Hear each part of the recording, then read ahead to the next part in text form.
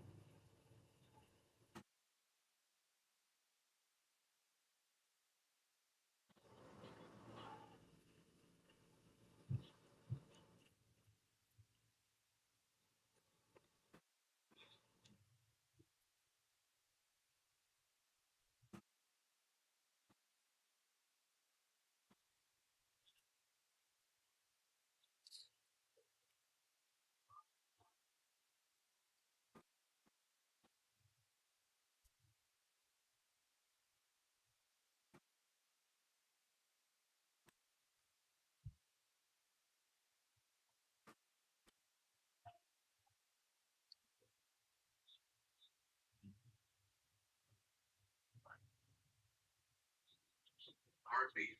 VLC media player window.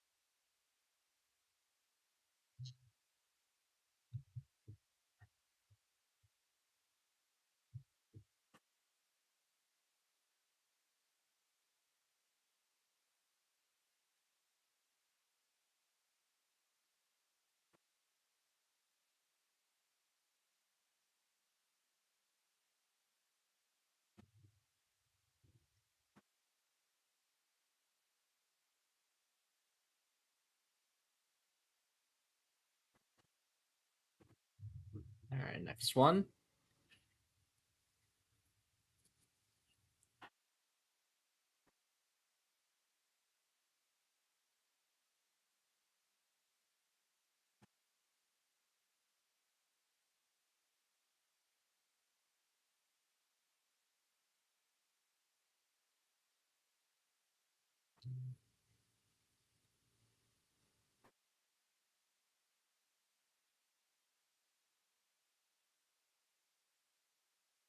The Belly. VLC media player window.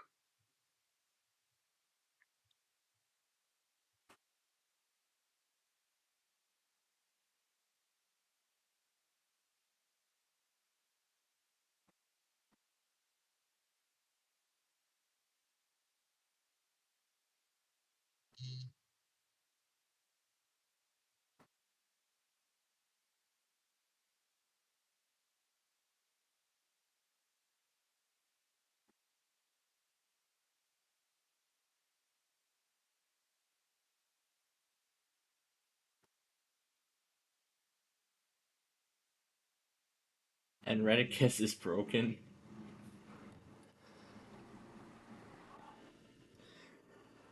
I feel like the alert tone was like loud enough to finally break the speaker.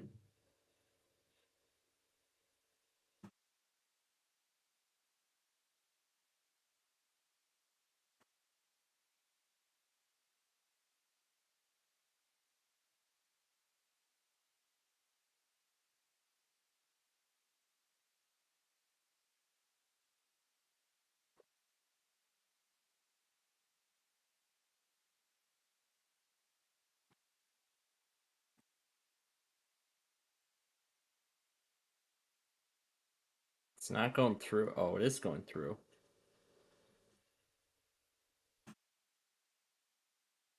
Yeah. VLC media player. Yeah, that's what he's been. That's what he's been trying out for a little bit now.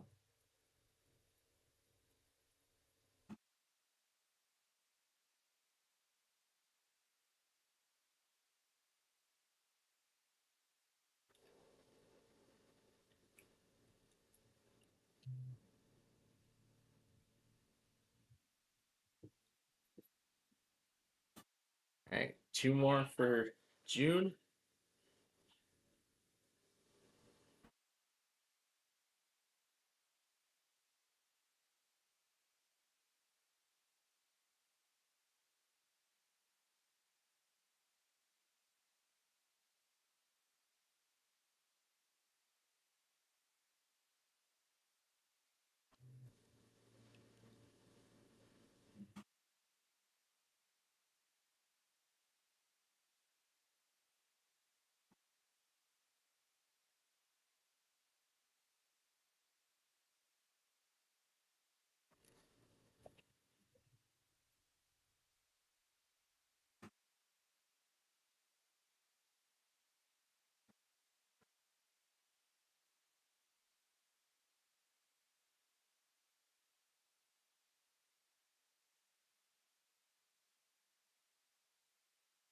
Fancy style. VLC media player window.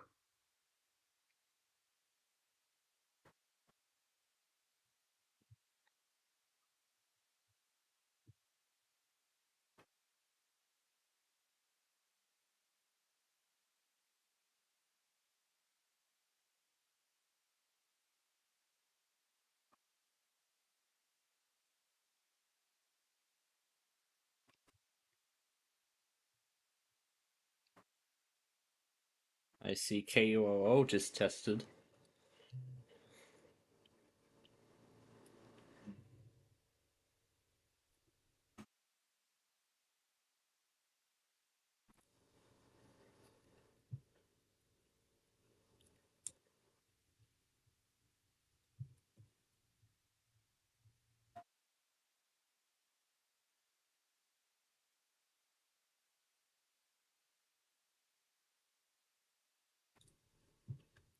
Okay, here we come. VLC Media Player window.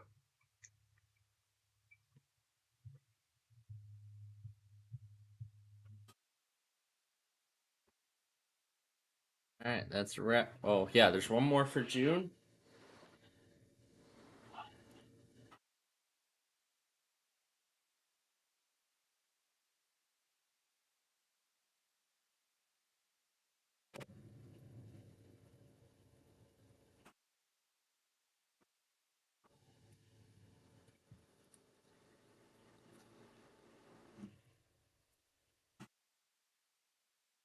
Shot on an iPhone 6.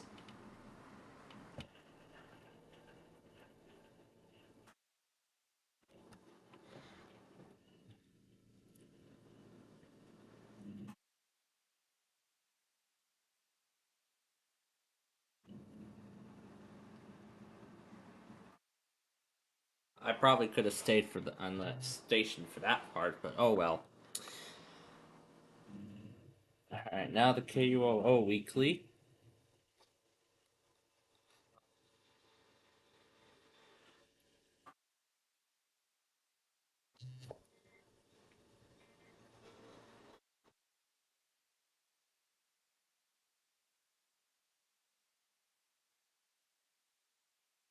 Sent you a letter. VLC Media Player window.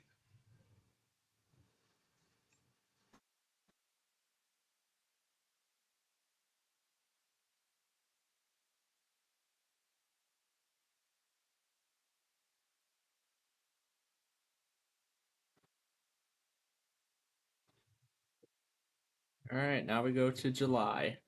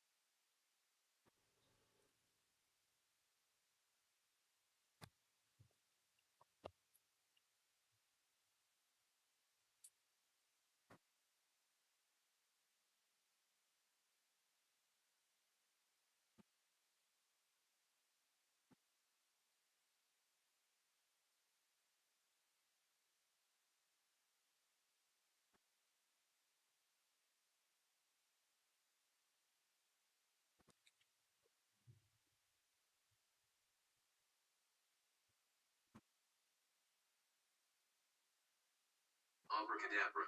VLC Media Player window.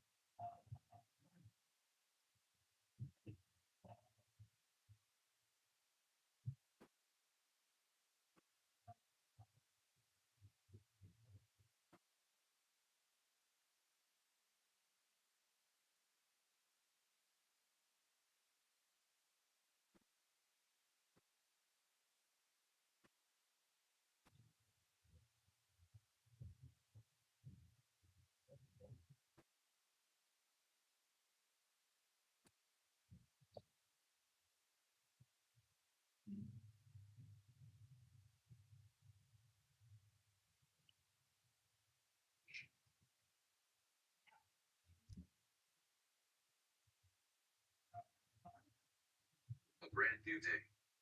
VLC media player window.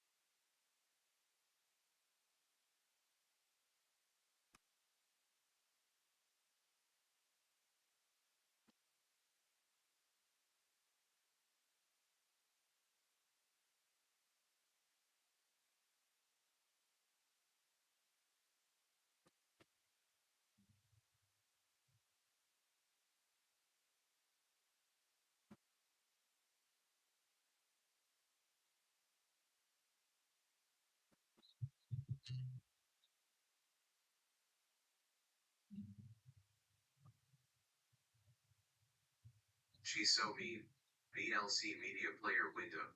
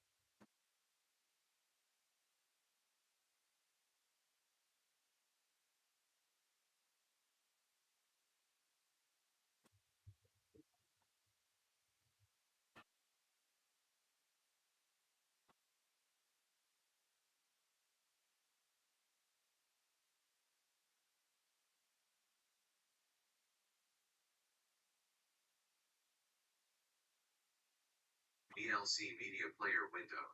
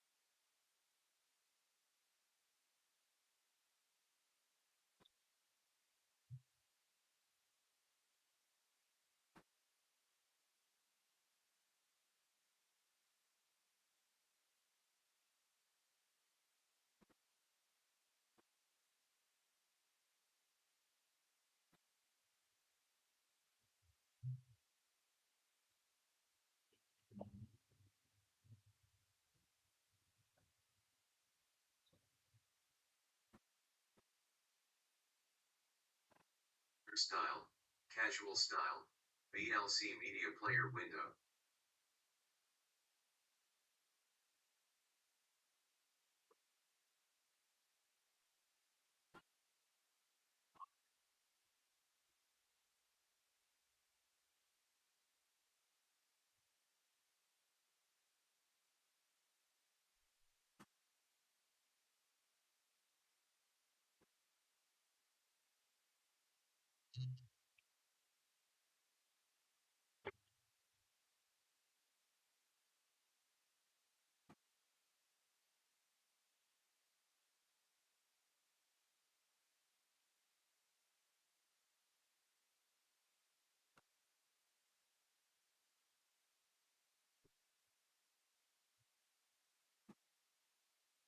We're gonna fly.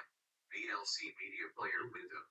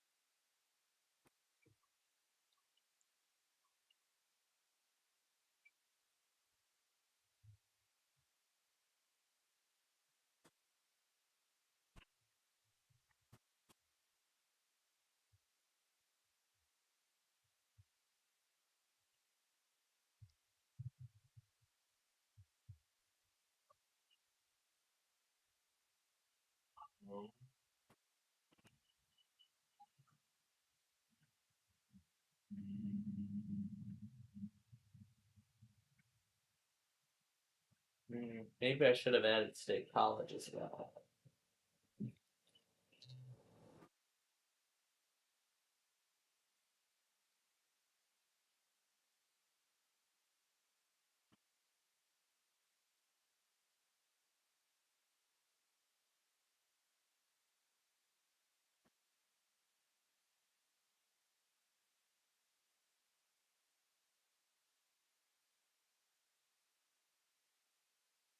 Whatever floats your boat.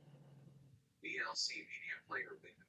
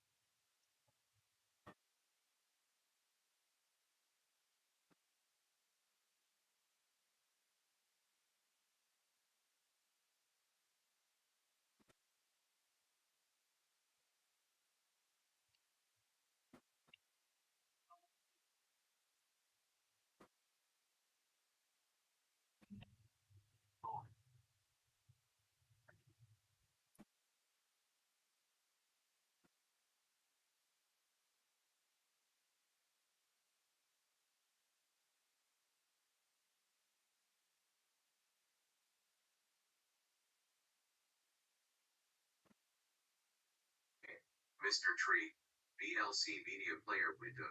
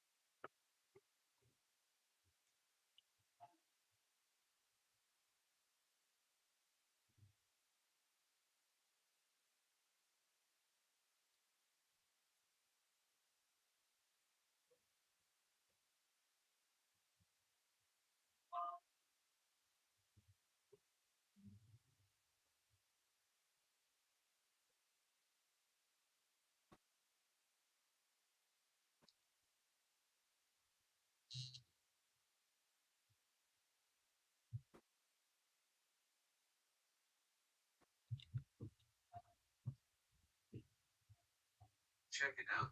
VLC Media Player window.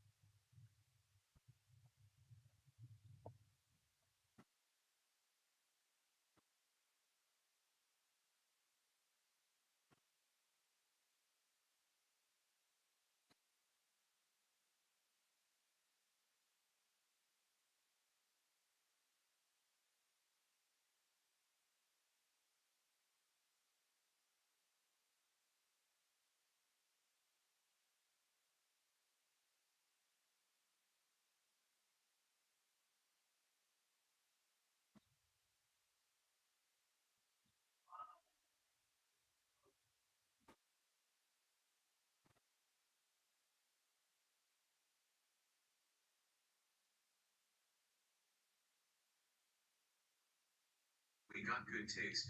VLC Media Player window.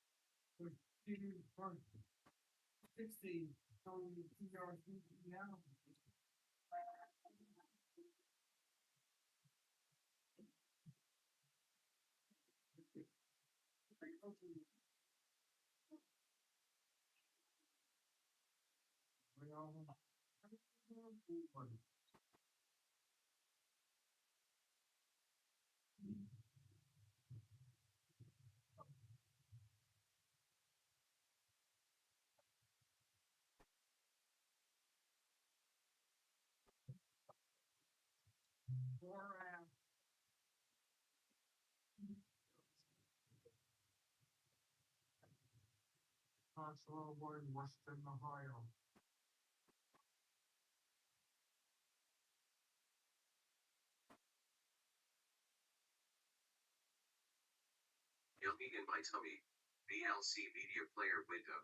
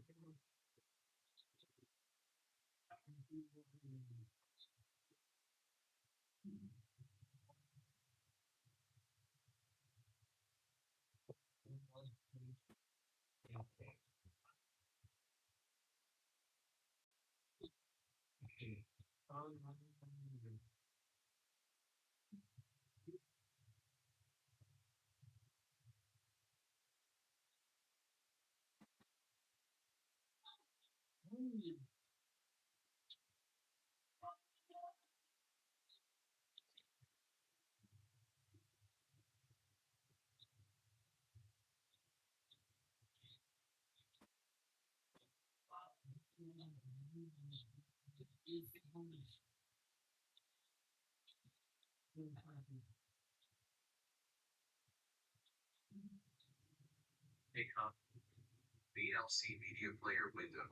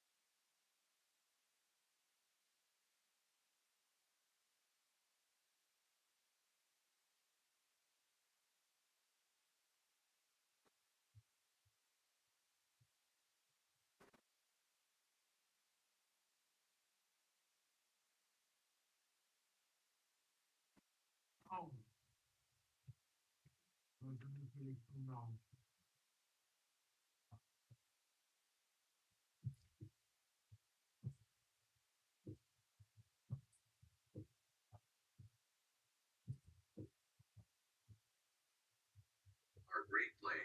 VLC media player window.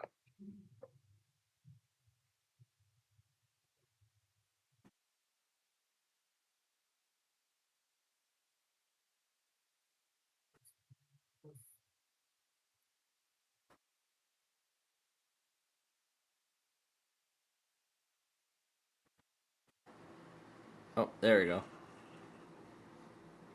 There we go. I was about to restart the machine. Yeah, it looks weird, but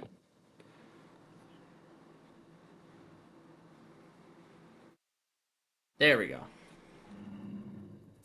All right, now we're back in this. WR400 radio is broken. That's the first time I've heard of a story like that.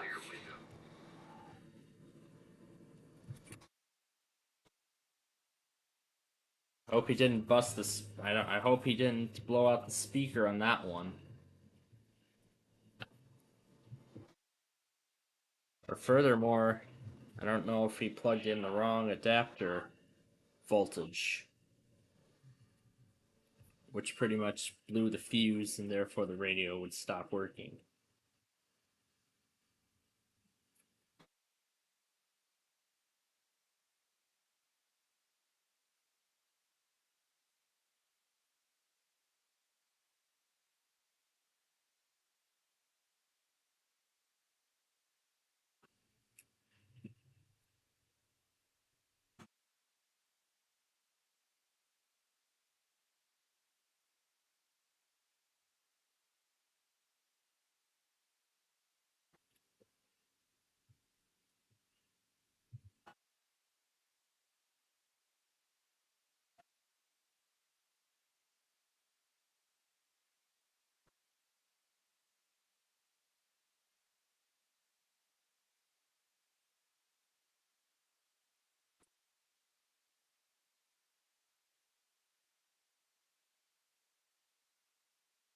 It's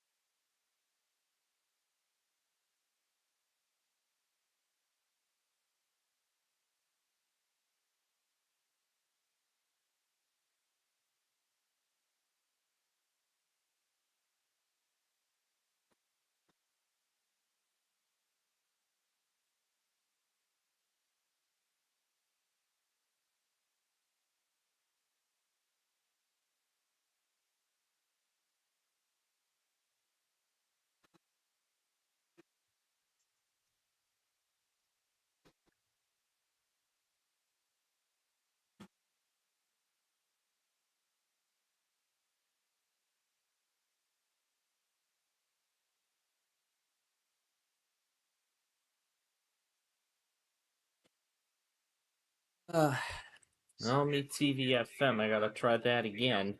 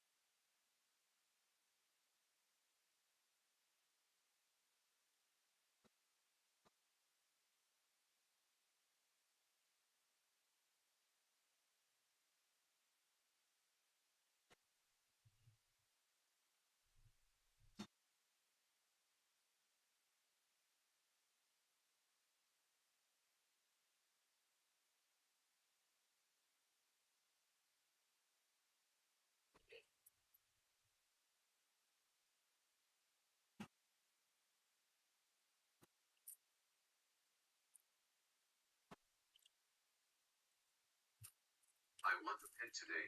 VLC Media Player window.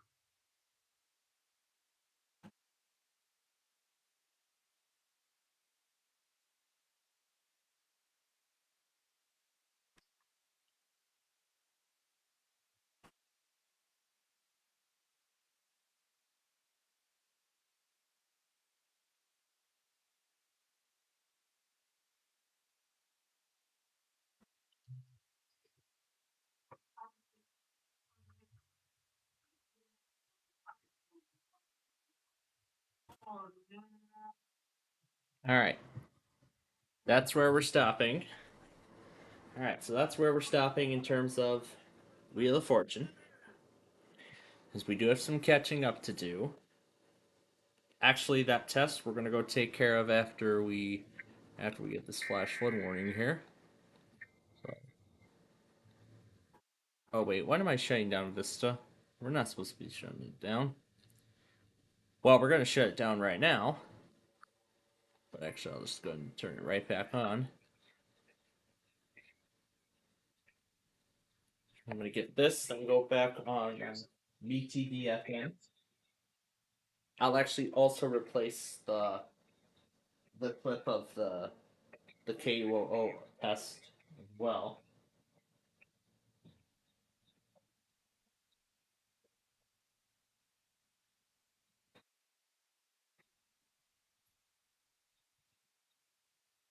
Is that GLS testing for a second time this week? Why? Why do they like to test twice every week? Why do they like to test twice every week?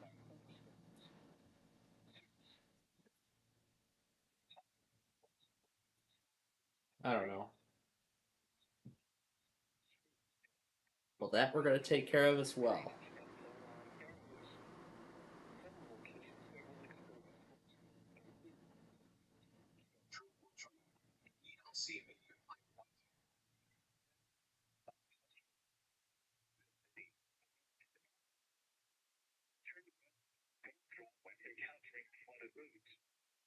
Most flood deaths occur in vehicles.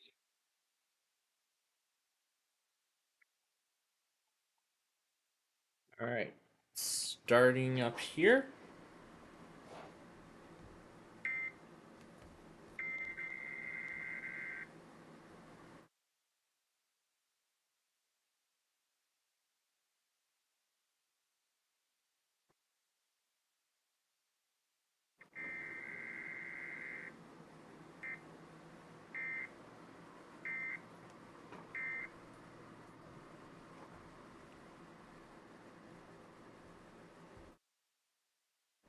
The MeTV FM.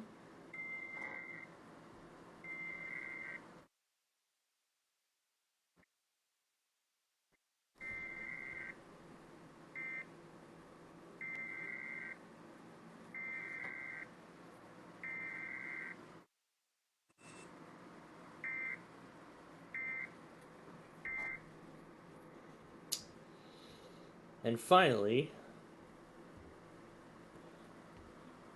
for the second time this week, WGLS.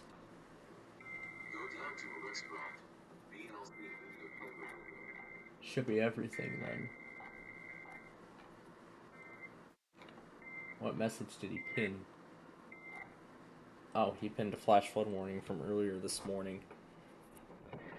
Okay, that's all of it.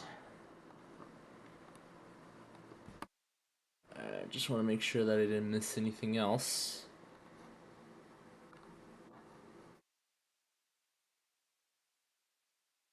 Yep, that looks to be it. Looks to be everything.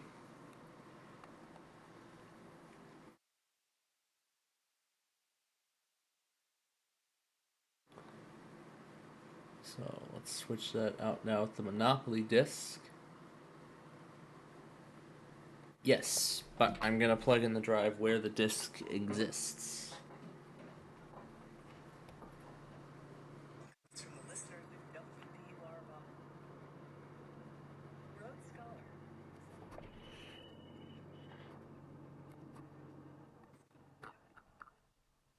All right.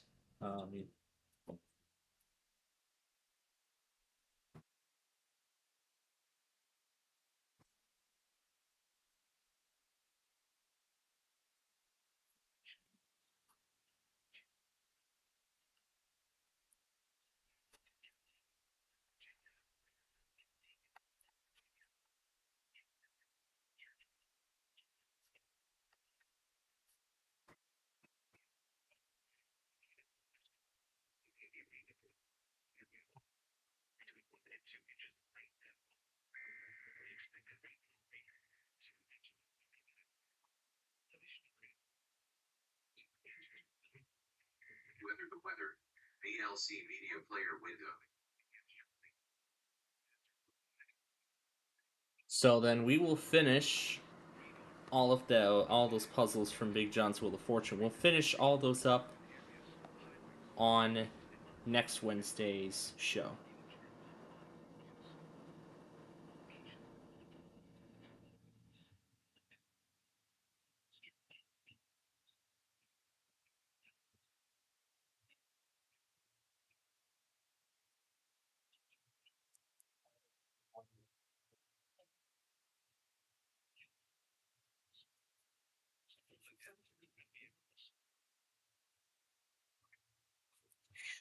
All right. Then we're ready to play some Monopoly now. Hello, I'm Mr. Monopoly. If you see your name, click on it, or click on what token would you like?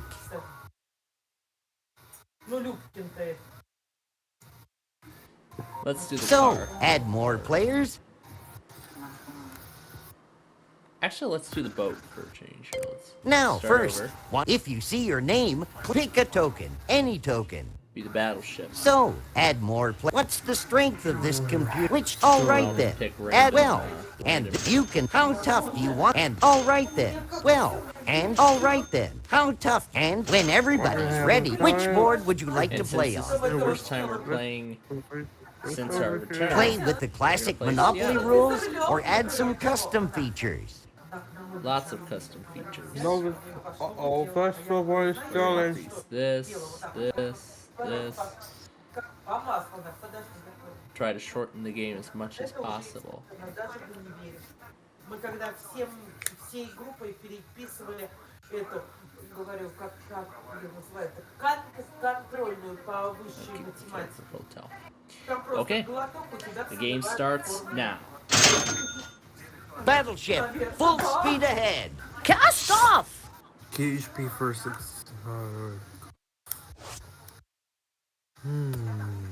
Really, right out of the An gate. someone AI has to player trade. wants a trade. с курилки уже обед, там все, мы там что-то заржали с ней. An AI player wants a trade.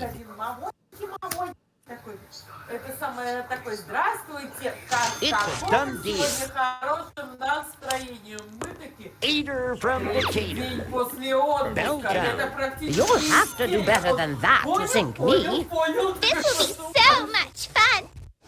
Мы же говорим, это защитная 12. имитация. Это практически истерика. Electric Company.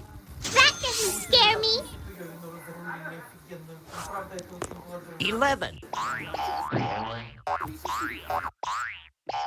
Magnolia. That doesn't scare me. Show me the money, Sack. Bottom line, I need a 2. 7. Chance. I love surprises. Advance token to the nearest railroad and pay owner twice the rental to which he is otherwise entitled. If railroad is unowned, you may buy it from the bank. Cannon, 10, punch, over the top. 2.1. 8. Let's go to Belltown. Anybody got a bullet I can bite on? You're up, Shoe. Good luck. It's shoe time. Looks like 7 to me. Chance. I love surprises. Take a walk on the boardwalk. Advance token to Let's go boardwalk. to INSG2. Medina. I'm gonna be well here. 3, it's G2. A monopoly. Just let anybody land there now. Wait.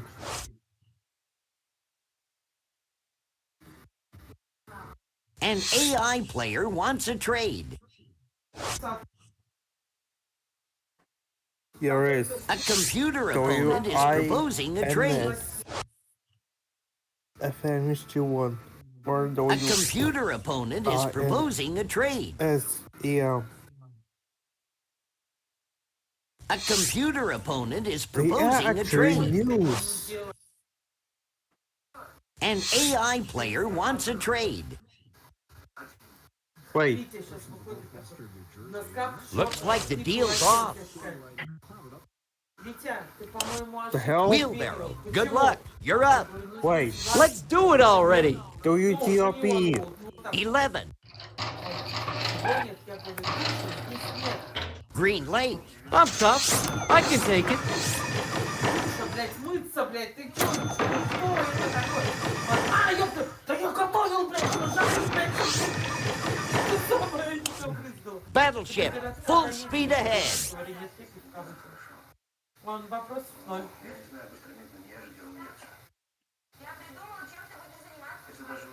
А он, видать, уже Сашку так заебал, что Сашка ему... 9. Community chest. Let's look. Grand Opera opening. Collect $50 from every player for opening night seats. You'll have to raise money by selling buildings, mortgaging property, or trading.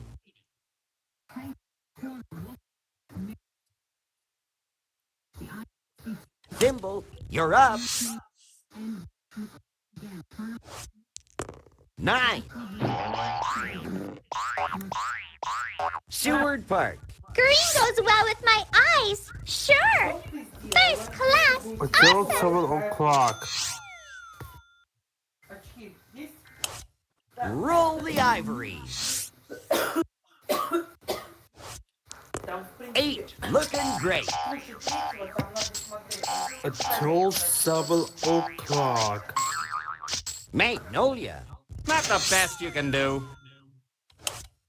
Bringing out the big guns. Your turn, Cannon. 8. Looking great. Elky Beach. Anybody got a bullet I can bite on? Shoe. Let's hit the bricks. Rockefeller must live here. А видела я тебе Абхазию прислала? Ace, deuce, 3. Here's your salary again, just for passing go. Community chest. What's it going to be?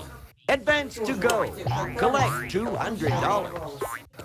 Так и там, ты видела все в кучу? Ты видео смотрела, нет? Money for nothing. Here you go. $200.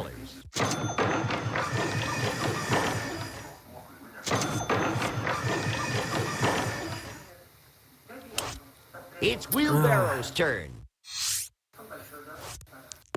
10. Queen Anne. I'm tough. I can take it. Battleship, full speed ahead. 7. Capitol Hill. You'll have to do better than that to sink me. Good luck, Thimble. 7. Medina. You can't win them all. You'll have to raise money by selling buildings, mortgaging property, or trading.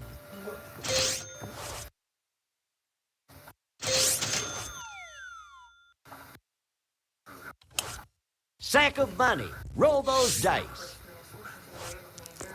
Snake eyes. Vashon line.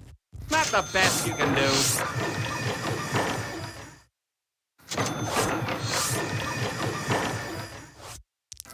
You rolled a 3. Waterworks. Not the best you can do. Time for the heavy artillery. Let's go, cannon. 5. Queen Anne. Anybody got a bullet I can bite on? It's your turn, Shoe. 5.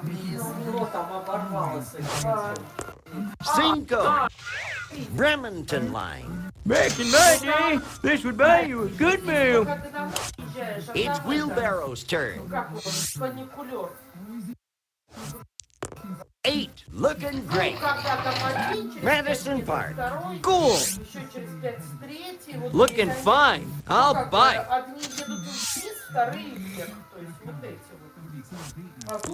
We got 6. Victoria line. I'm tough. I can take it. Battleship, you're out.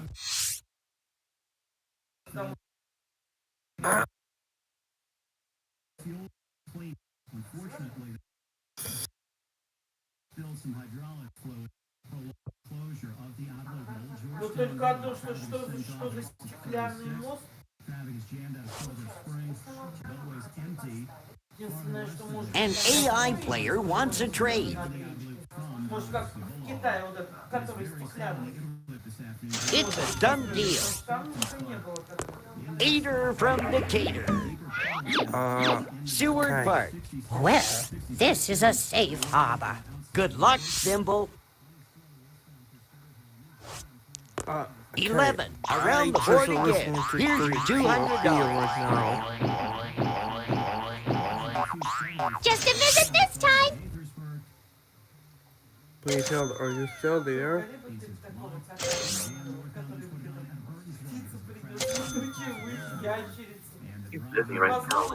Sack of money. Roll those dice. Ace, deuce, 3. Volunteer Park. Not the best you can do. Cuddy. Cannon, roll those dice. Looks like 7 to me. Waterworks. I love being a property owner. Just let me bask for a second. It's your turn, Shoe. Both hands, 10. Bainbridge line. Back in my day, this would buy you a good meal. It's Wheelbarrow's turn. 6. Pass go. Collect $200. It's easy. I'm tough. I can take it. Toss those cubes.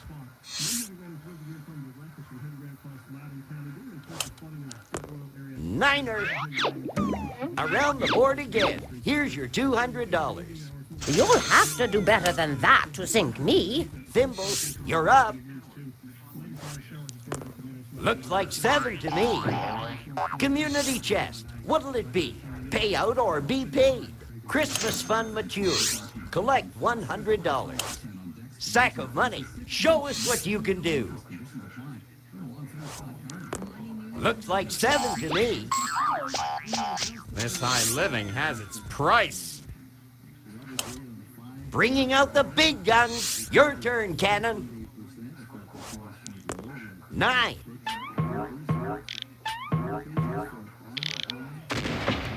Mercer Island. I've been ambushed. You'll have to raise money by selling buildings, mortgaging property, or trading.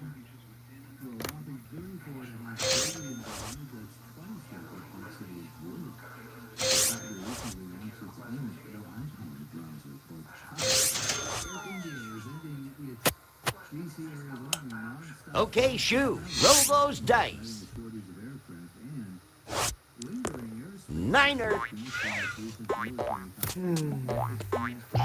Capitol Hill. Back in my day, this would buy you a good meal.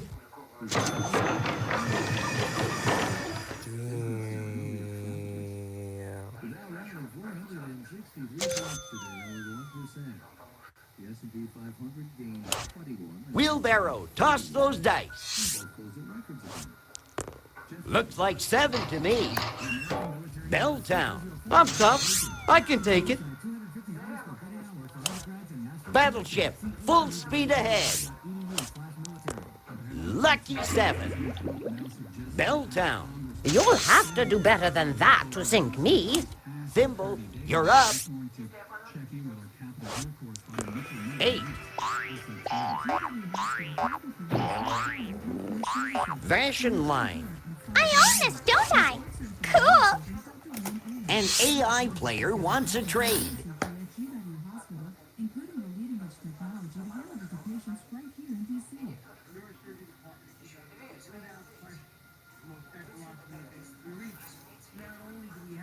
The trade is complete.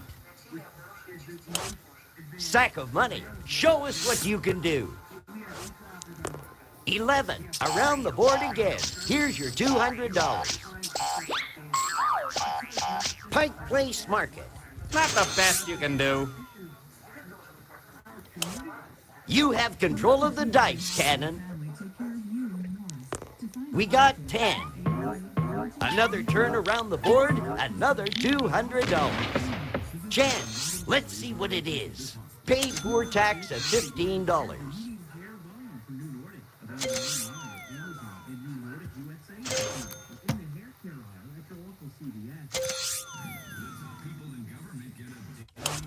Shoe, let's hit the bricks. Bet your boots. Looks like 11 to me. Victoria Line. It's Wheelbarrow's turn. We got 6. Ballard. I'm tough. I can take it. Battleship, you're out.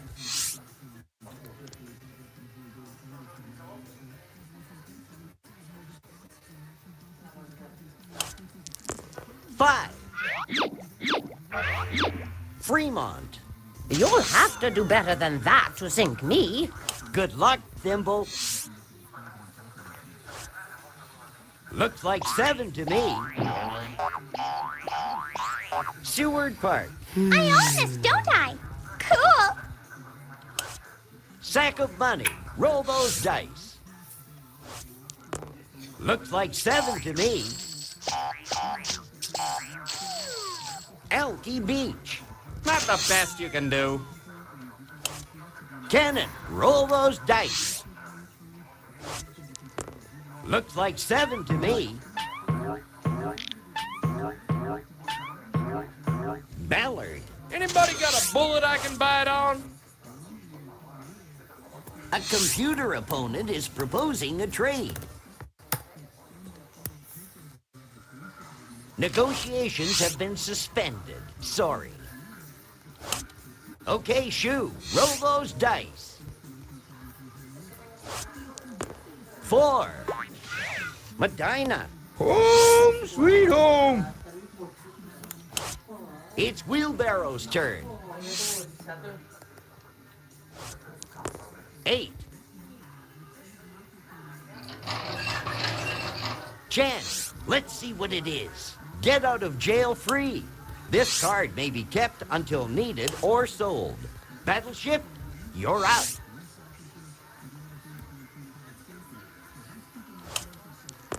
Six and 5, 11. Capitol Hill. Thimble, you're up. Genius person. Lucky 7. Medina, That doesn't scare me. strapped for cash? You can always sell buildings, mortgage property, or trade.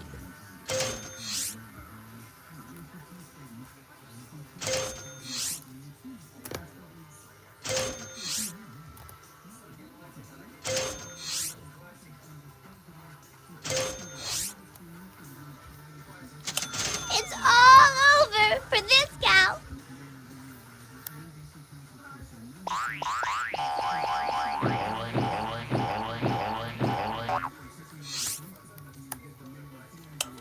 Sack of money. Roll those dice. Winners win, losers lose. 10.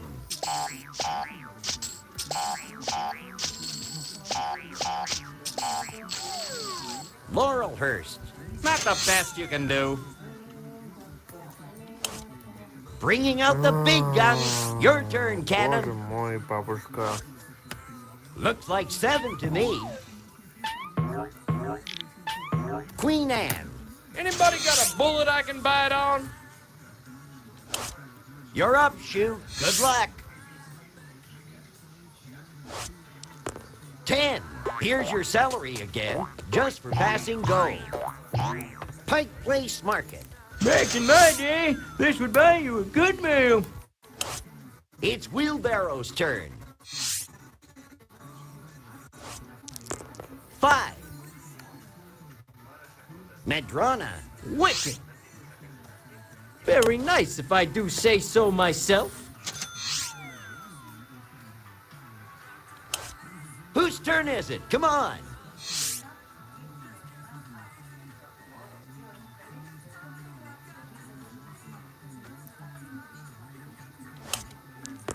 Hey, doubles, 12.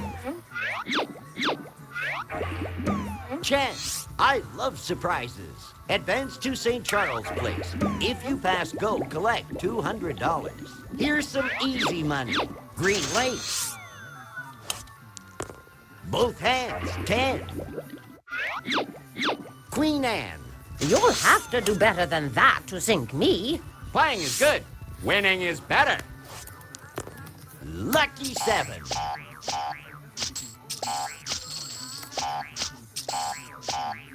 Community chest. Show me that card. From sale of stock, you get $45. Bringing out the big guns. Your turn, Cannon. 6. Medrona. An AI player wants a trade.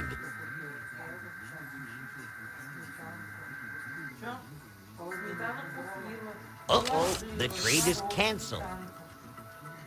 Alright, the dojo went automated test. Looks like a 9. Now. Where does that take us? Chance, Shit, let's there it see is. what it is. Advance to go. Collect $200. Here's some easy money.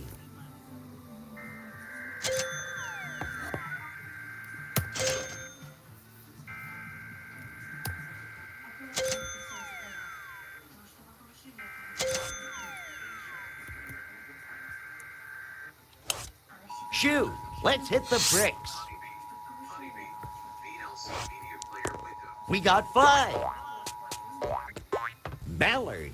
Back in my day, this would buy you a good meal. It's Wheelbarrow's turn. 8, looking great. Cut that out. Victoria Line. I'm tough. I can take it. You have the dice, Battleship. A pair of 6s, 12. Community chest. Show me that card. Doctor's fee. Pay $50. A computer opponent is proposing a trade.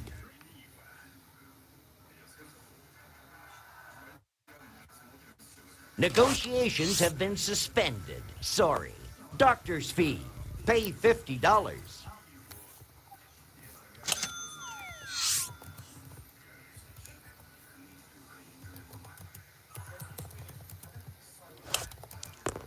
Niner.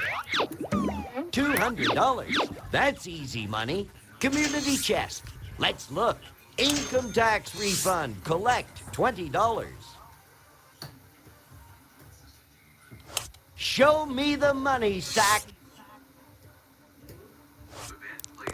Half a dozen. Medina. Strapped for cash? You can always sell buildings, mortgage property, or trade.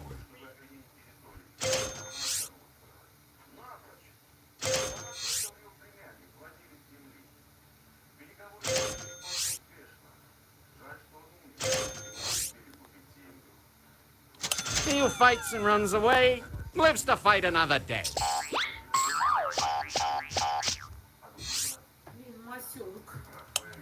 Cannon, roll those dice. Time to mobilize. Looks like a 4 to me. Not the tax man again. You'll have to raise money by selling buildings, mortgaging property, or trading. You're up, Shoe. Good luck. 9. Magnolia. Home sweet home.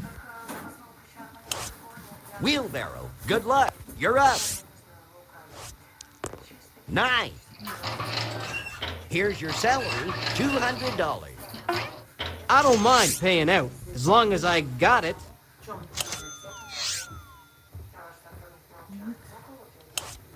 You have the dice battleship. 3. Bremerton line. You'll have to do better than that to sink me. Cannon, roll those dice. 8. Let's see where that takes us. Electric company. I love being a property owner. Just let me bask for a second. It's your turn, Shoe. 4. Medrona. Back in my day, this would buy you a good meal. Wheelbarrow. Good luck. You're up. We got 10.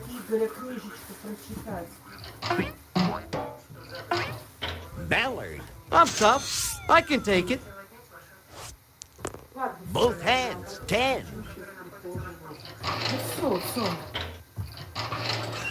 Capitol Hill. Be it ever so humble. Battleship, you're out.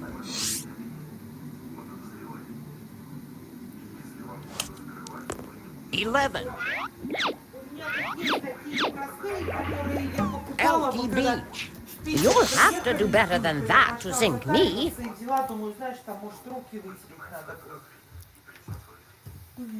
Cannon, roll those dice. We got 10. Chance, you feeling lucky? Your building and loan matures. Collect $150.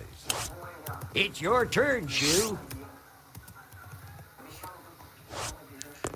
Lucky 7. Arboretum. Home sweet home. Wheelbarrow, toss those dice. We got 5. Madison Park. Be it ever so humble. Battleship, you're out. Both hands, 10. Laurelhurst. You'll have to do better than that to sink me. Cannon, roll those dice. 4. Laurelhurst. Anybody got a bullet I can bite on? Shoe, let's hit the bricks. 5. Medina. Home sweet home. It's Wheelbarrow's turn. We got 4. Community chest. What's it going to be? Life insurance matures. Collect $100. You have the dice battleship. 6.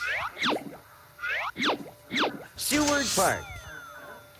Time for the heavy artillery. Let's go, Cannon. 2. Waterworks. I love being a property owner. Just let me bask for a second. Lucky 7. Victoria Line. Anybody got a bullet I can bite on? Okay, Shoe, roll those dice. 9er, another turn around the board, another $200. Home sweet home. Wheelbarrow, good luck, you're up. 6. Medina, I'm tough.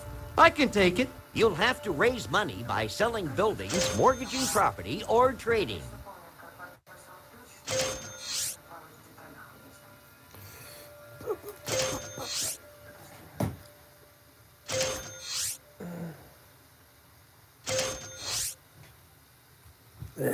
I'm out of here.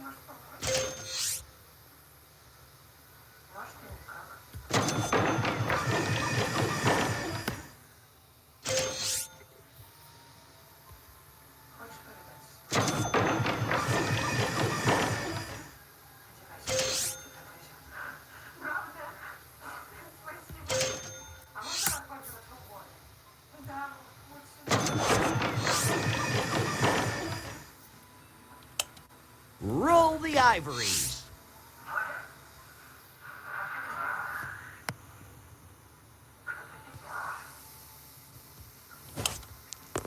Looks like a 9. Where does that take us? Here's some easy money. Well, this is a safe harbor.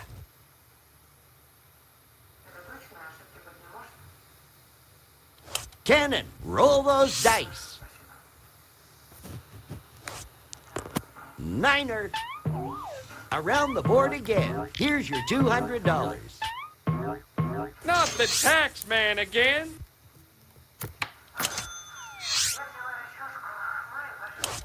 Shoo, let's hit the bricks. We got 10. Shill Shoal. Home sweet home. Looks like a 4 to me. Chance, I love surprises. Advance token to the nearest railroad and pay owner twice the rental to which he is otherwise entitled. If railroad is unowned, you may buy it from the bank. Home sweet home. Battleship, you're out.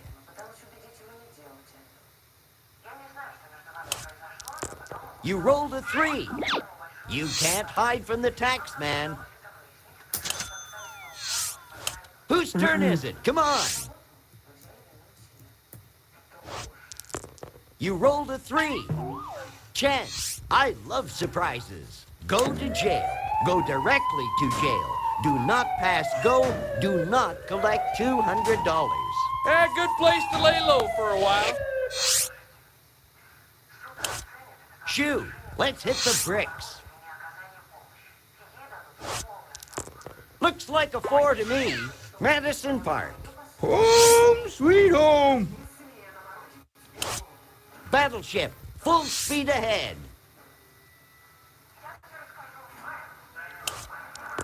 Eater from Decatur. Electric Company. You'll have to do better than that to sink me. Cannon, 10 foot.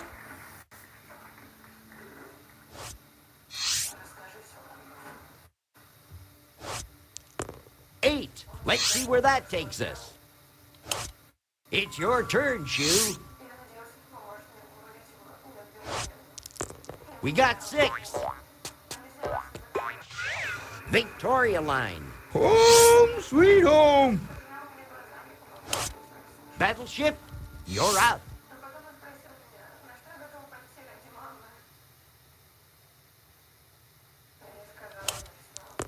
Hey, doubles, 12. Capitol Hill. This is a spot of ill luck.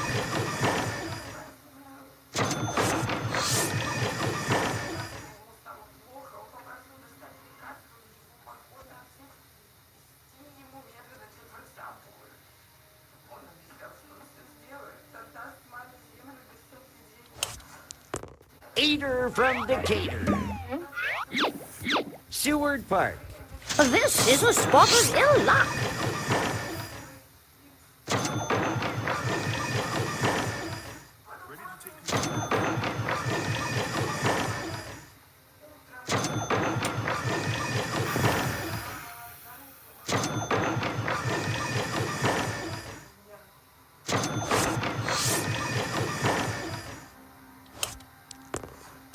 Looking great.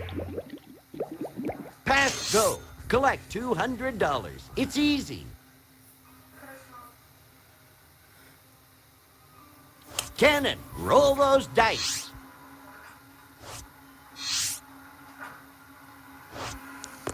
Eight. Let's see where that takes us.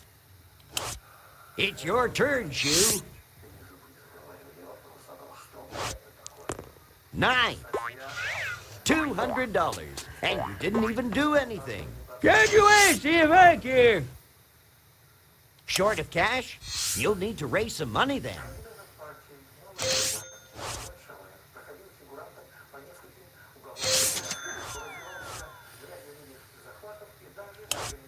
Let's go.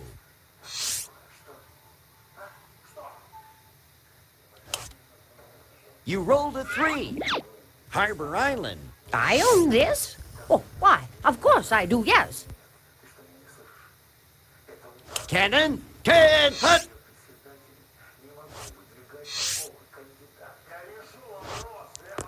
$11. Shoo, let's hit the bricks. Eater from Decatur. Electric Company. Back in my day, this would buy you a good meal. You'll have to raise money by selling buildings, mortgaging property, or trading. Battleship, you're out.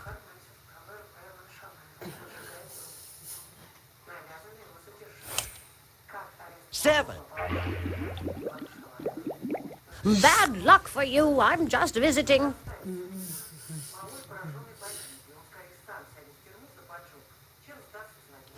Time for the heavy artillery. Let's go, Cannon. 8. Let's see where that takes us. Shill Shoal. This is safe anyway. It's your turn, Shoo. Looks like 7 to me. Portage Bay. That's one there. Toss those cubes, Battleship.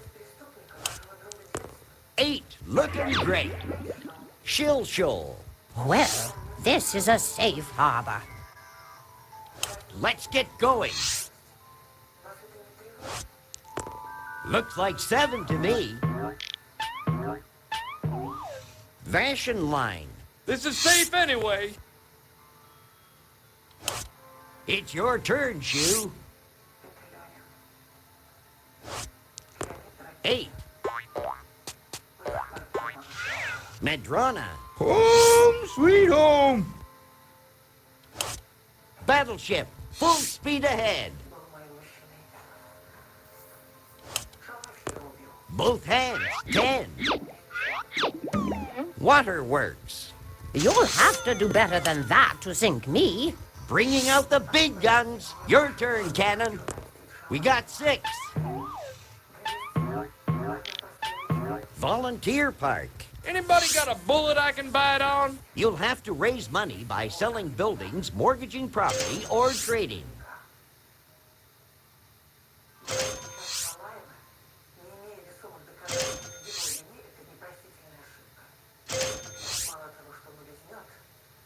Time to pay the piper.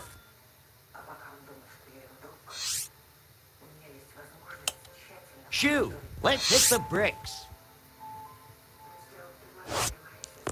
We got 10. Mercer Island. Home sweet home. Toss those cubes, Battleship. 10. That will be $75, please.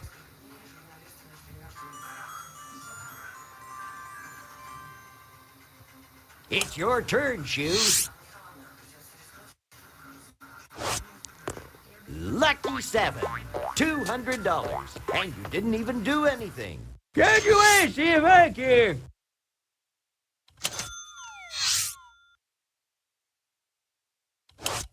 Battleship, full speed ahead. Looks like a 9. Where does that take us? Here's some easy money. Chance, let's see what it is. You can't hide from the tax man. Go back 3 spaces. Shoe, let's hit the bricks. Half a dozen. What do you know? I'm in the Husko. Move along here. Let's go.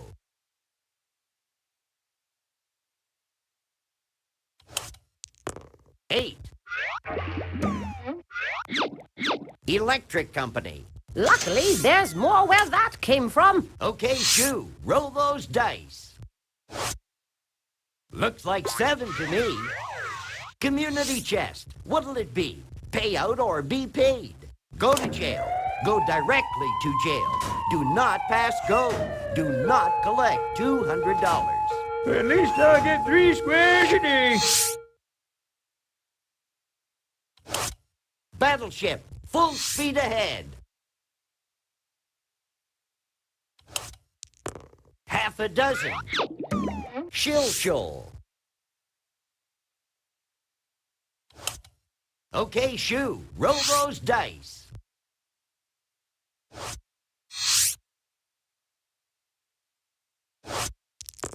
Three. You have the dice, Battleship.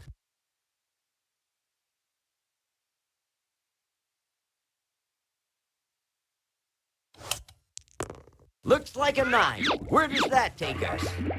Madrona. This is a spot of ill luck. You'll have to raise money by selling buildings, mortgaging property, or trading. Game over. Another Monopoly champion is crowned. Way to go! I'm not ready for the pasture just yet.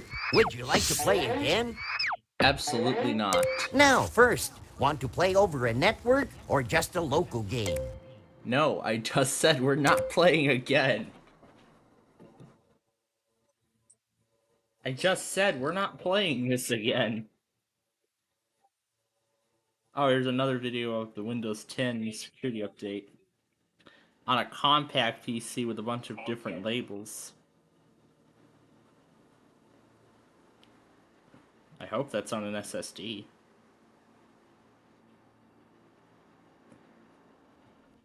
hope that's Windows 10 on an SSD. What is this? What? The carrier?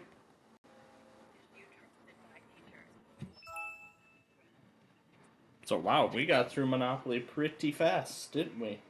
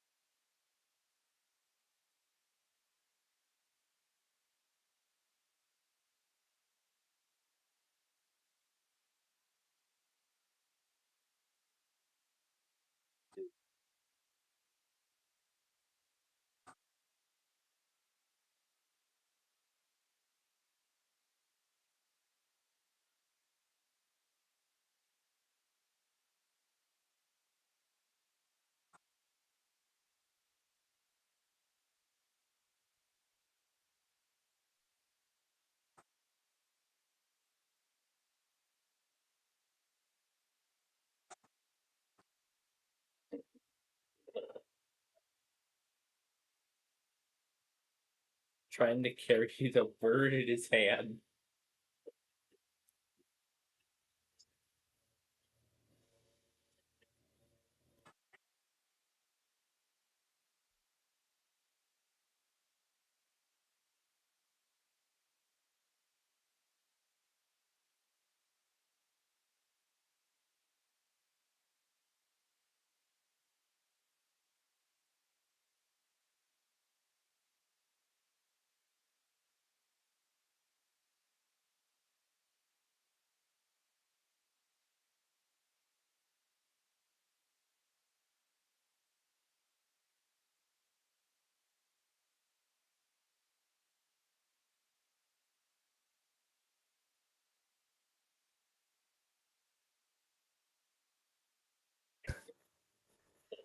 Oh my gosh. So wow, we got through Monopoly pretty quickly, didn't we?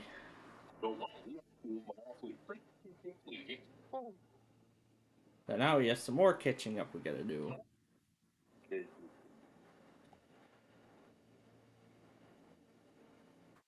Alright, this one is first.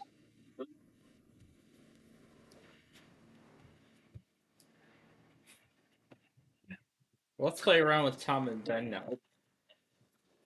Damn it. There we go. Start over from the beginning and I'll move the cursor over so I don't mess around with it.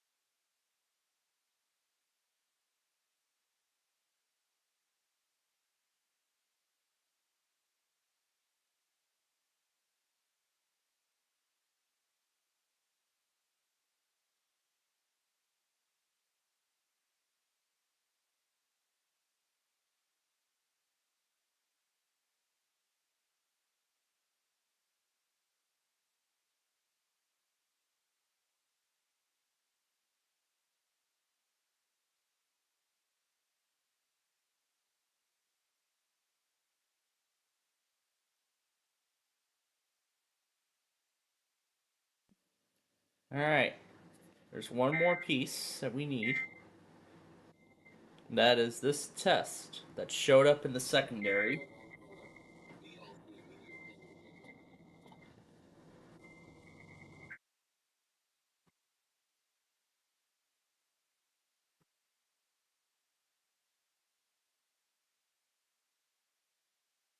I should probably also take this time to see.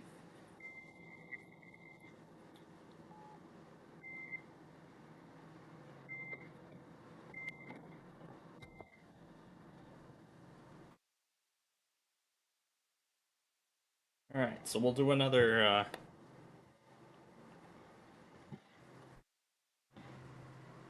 So we'll do another long and expansive catch-up process a bit later on.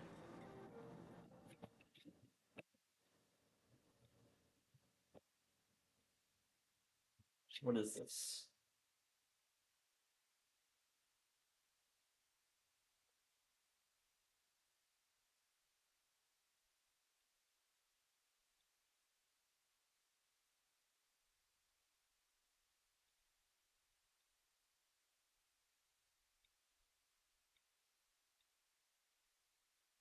What is this? Flashback Wednesday. Advisory for elevated levels of fine particulate PM 2.5. Fort Wayne was 74 degrees under mostly sunny skies.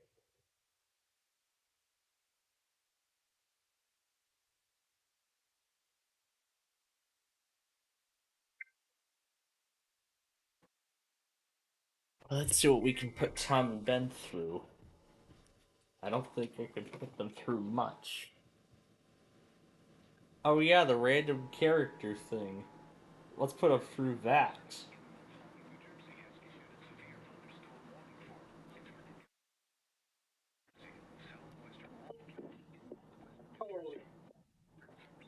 Starting with the @ symbol.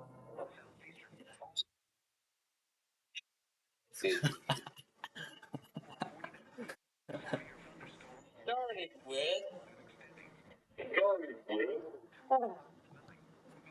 the @ symbol.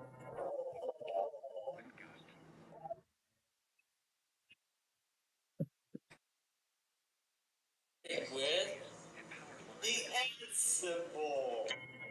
The @ symbol.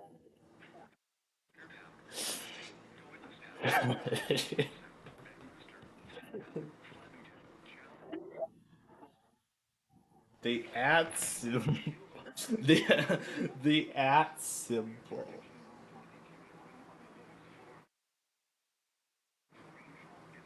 I wasn't calling for Cheyenne to do anything. Where's it coming up from?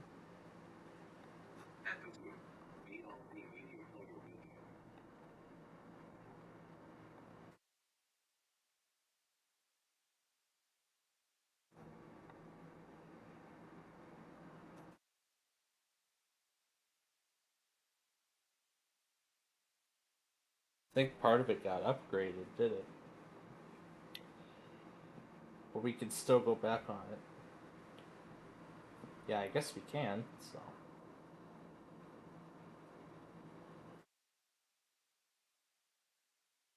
So, let's do that now.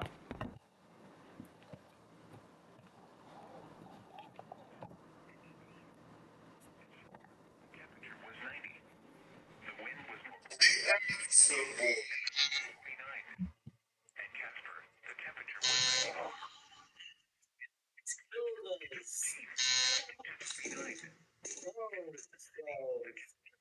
What size?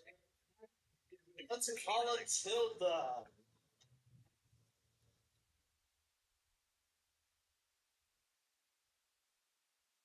And all human characters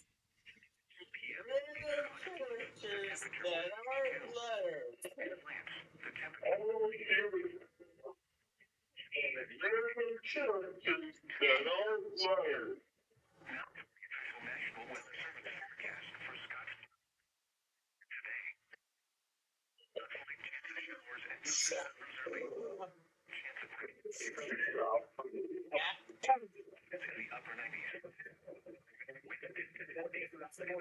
Take me to the Sirius.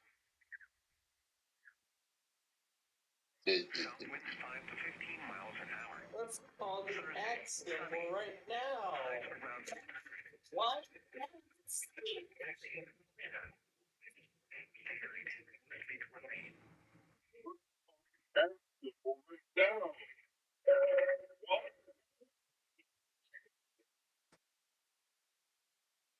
Oh yeah, I loved that. I loved that moment.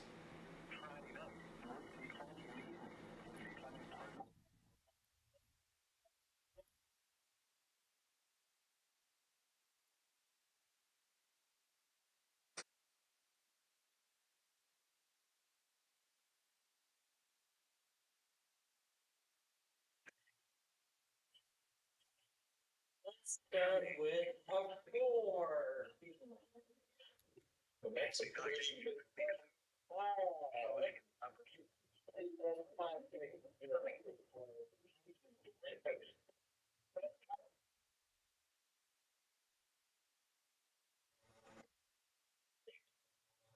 Start with a 4.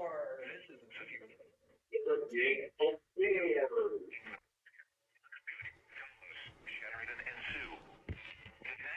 NBC has issued VLC media player window 588, effective until 10 p.m. Mountain Daylight Time. This watch includes the following counties: Nebraska. That's all we need.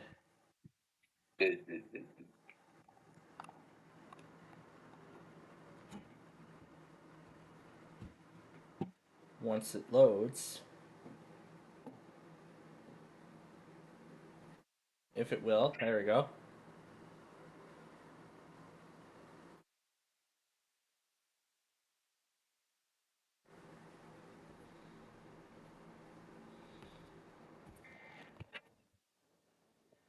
So now that it's all starting, we'll slowly catch up.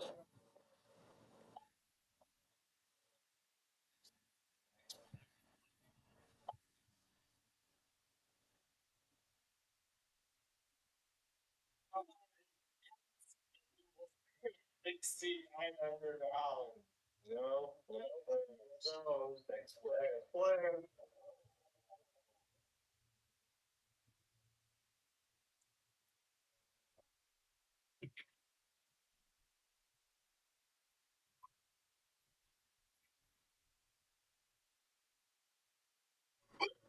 Oh my gosh. LB Havoc. VLC media player window. $6,900. No, thanks for that plan.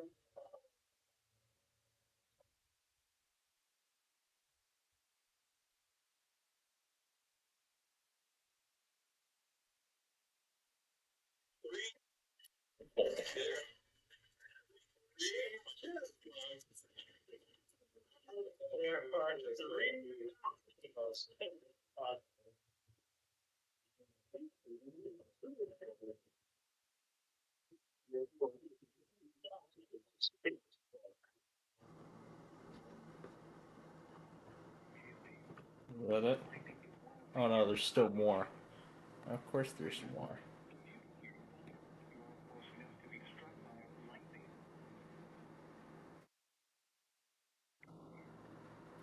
Alright, there's that.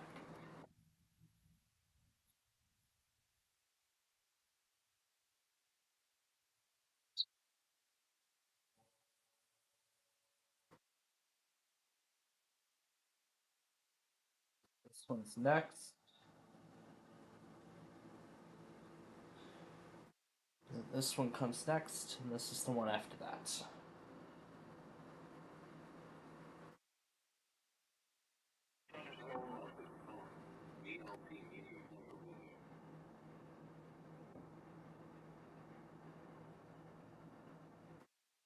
Alright, let's go ahead and do the trimming again. And then we'll continue on an eBay scavenger hunt.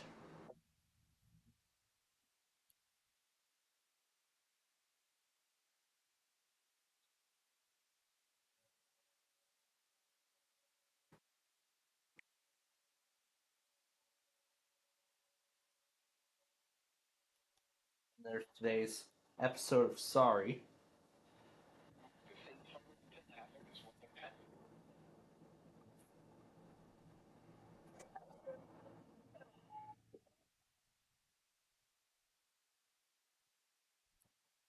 There are 3 guys.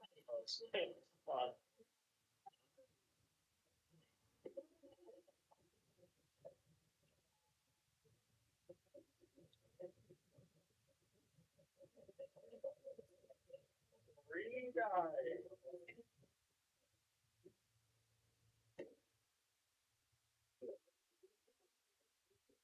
Okay, let's do a percent size. Okay, let's do a percent size.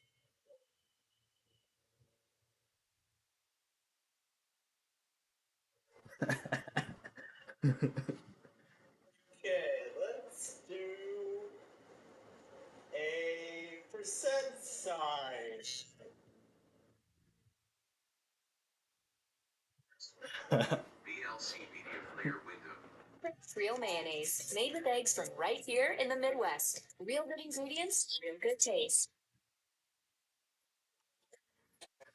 Ooh, a bird's blown down.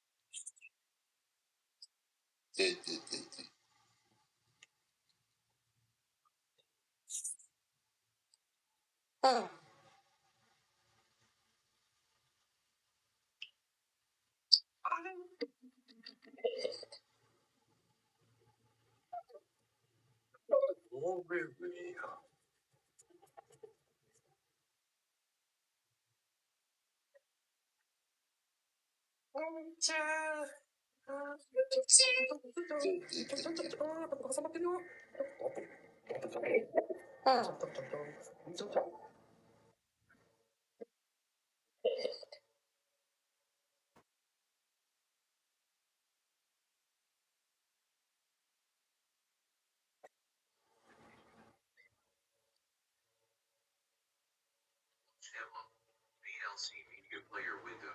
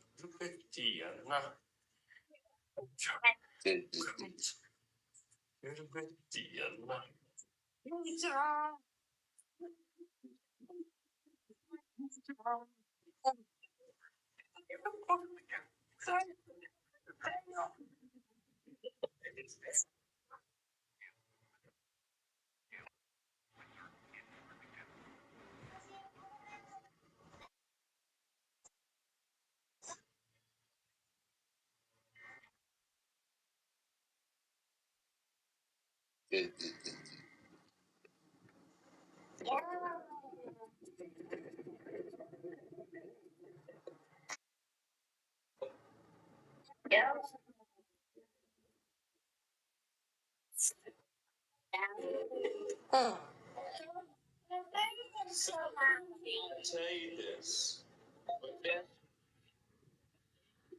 Next slide. So, 8 vertical lines.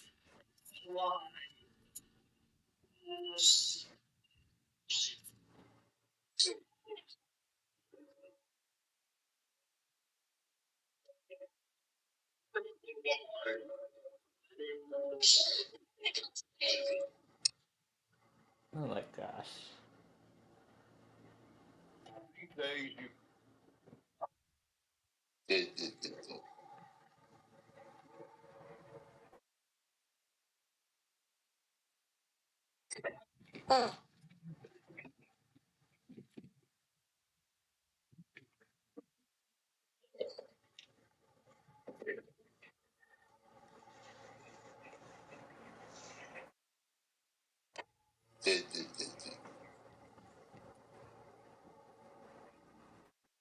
Seems like Tom and Ben do very well against this German Shepherd.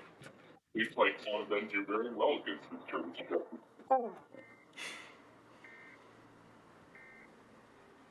But too bad Bella is muted. There wasn't any barking or anything. Just a nice sniff of the camera and that's it.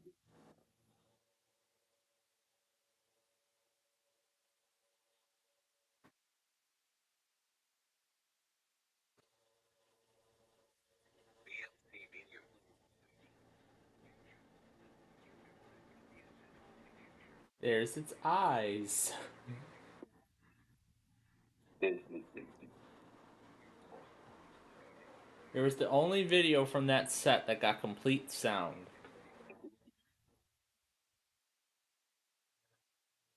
This cat.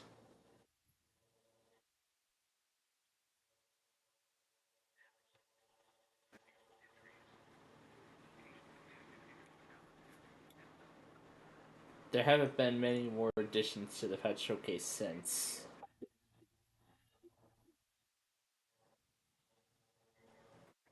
And I think at this point, with the 16 videos inside of this showcase, it's looking rather complete.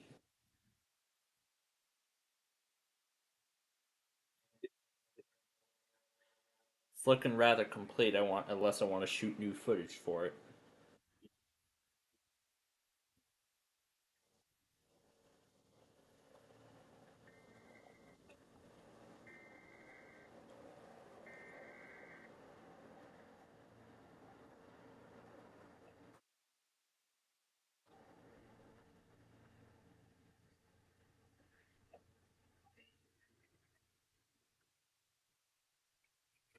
I'd have to make it much louder if I wanted them to capture.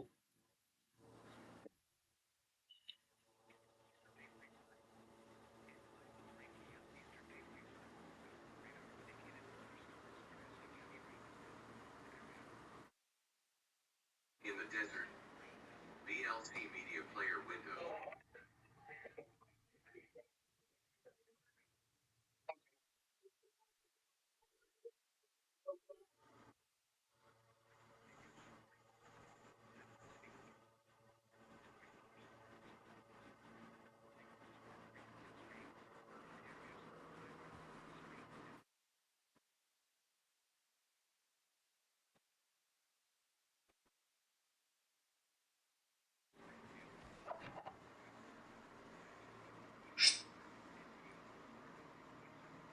I'm gonna stop it from changing while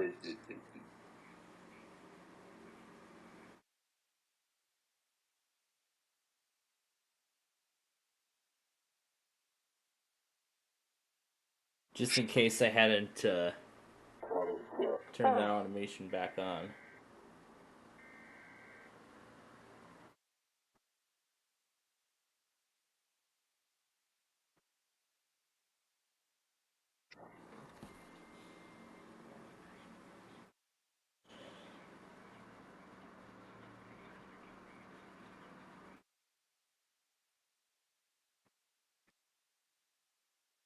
So there's the Downish Grove series, which is...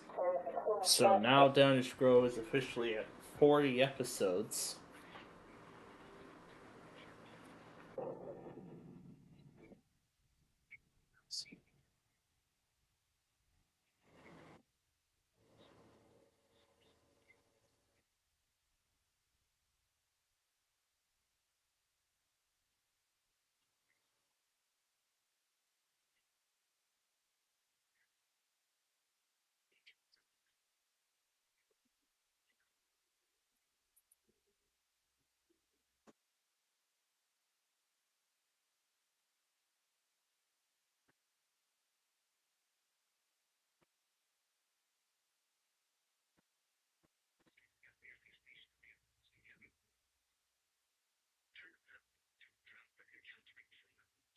Alright, and then we're going to do these two tests together. We're going to do them both simultaneously. So we're going to do both tests simultaneously with this marine warning.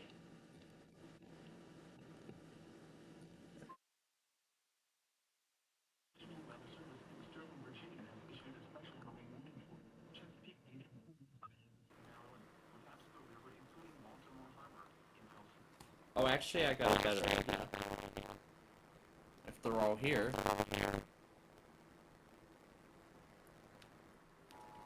Why don't we do it like this instead?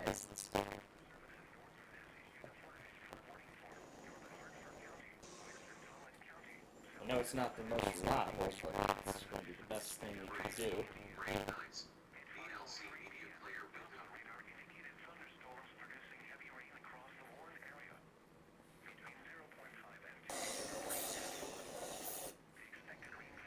Now let's try Tom and Ben versus a Drake.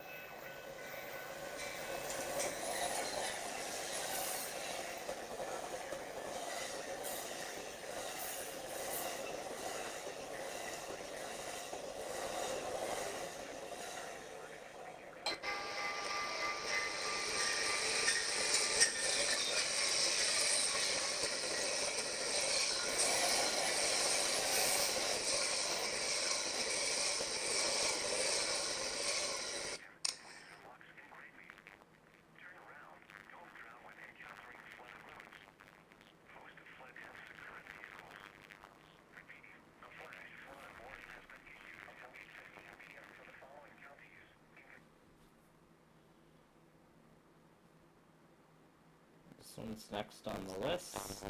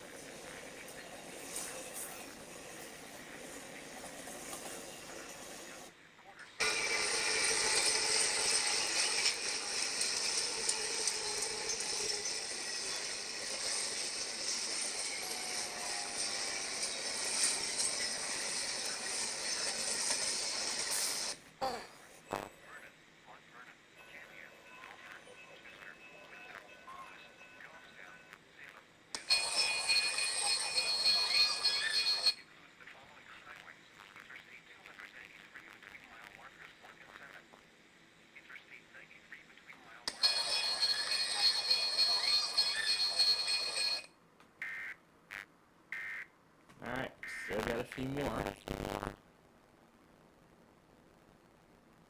This one's next.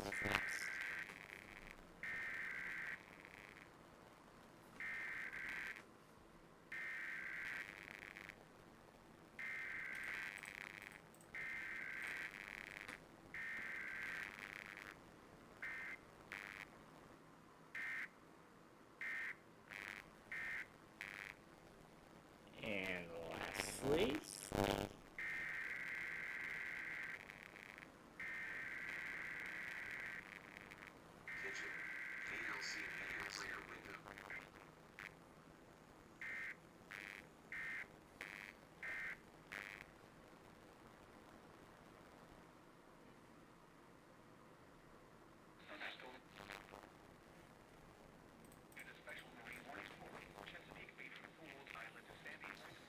alright, we'll get this compilation piece together before we talk about anything else going forward.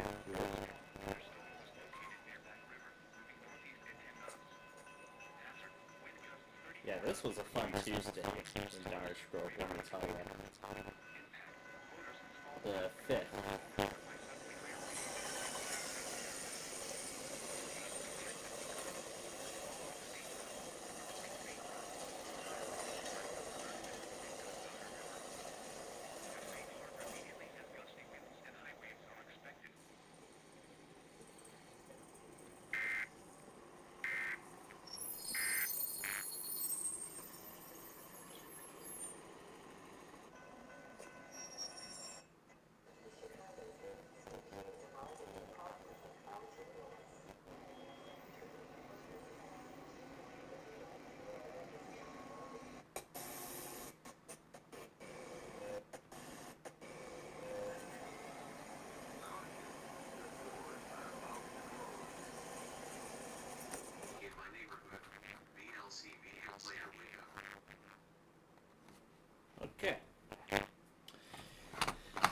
got everything.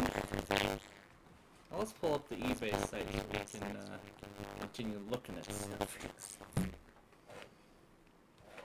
And I'll see what kind of different configurations were offered, you know, back when they were new, and... But yeah, I think my other Inspiron can definitely benefit from a little more RAM. And that small form factor can definitely benefit from a Wi-Fi adapter too.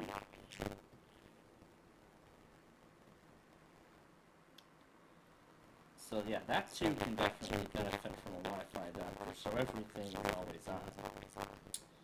You know, so then I wouldn't have to worry about interruptions as it was going through. But, I mean, I do like the concept of bridging a wired Wi-Fi connection through Ethernet.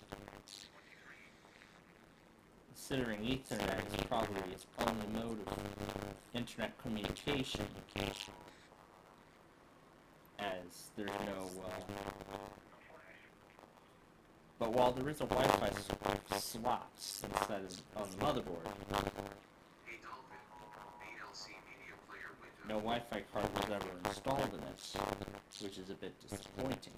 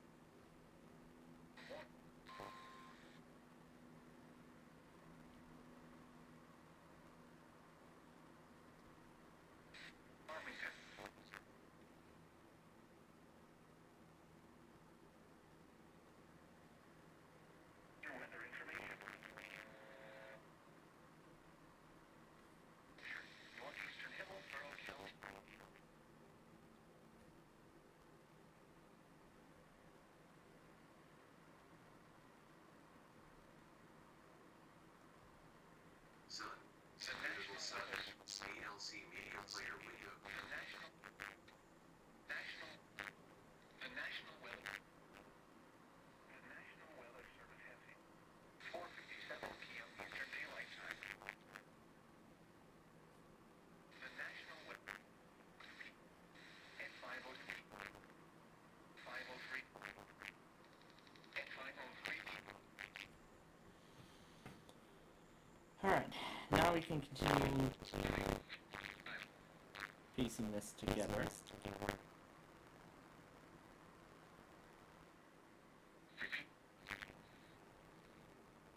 So we'll continue piecing this guy together.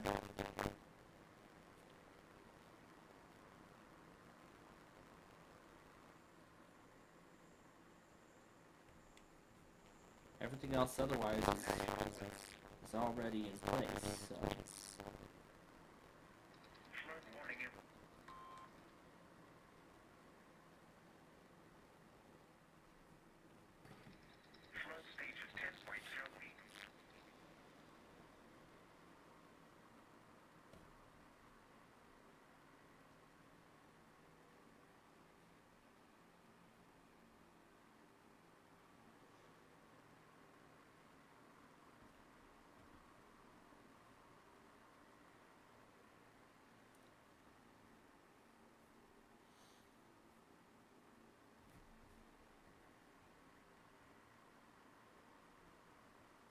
Alright.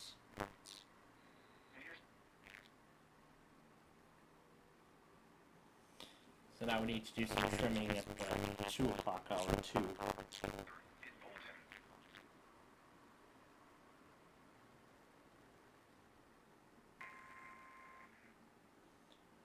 This was the Seattle test.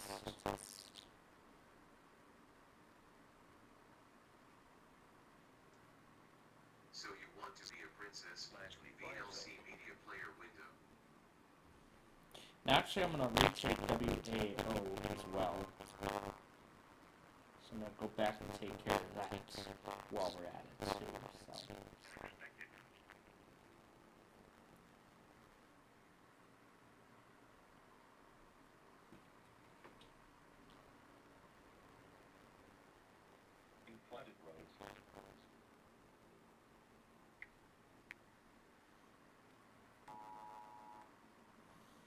And I'm going to replace the clip at 218 as well.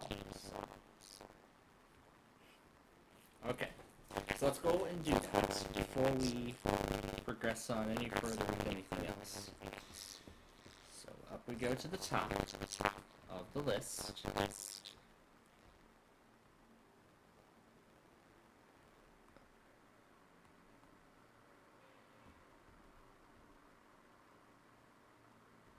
Well, the one here, this is where we'll start.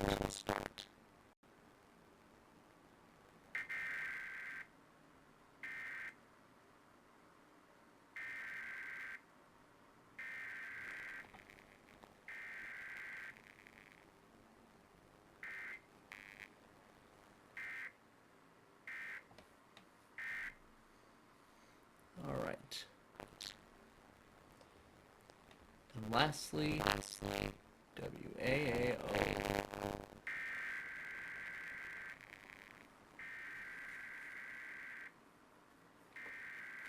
Nobody knows. VLC media player window.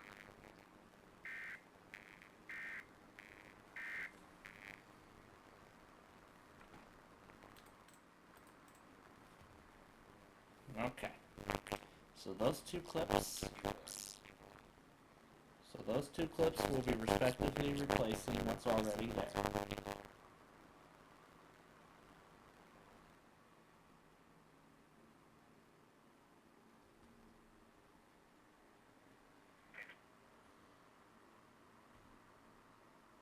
Warning.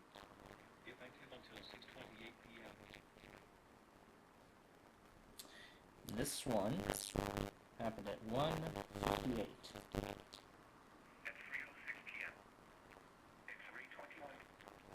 So that's where this test belongs. Now, if it's just headers, you want to know what counties it's from. So that's the whole reason why. Okay. All right. Now that everything is in place on the compilation, now we can go ahead and proceed with discussions and things like that.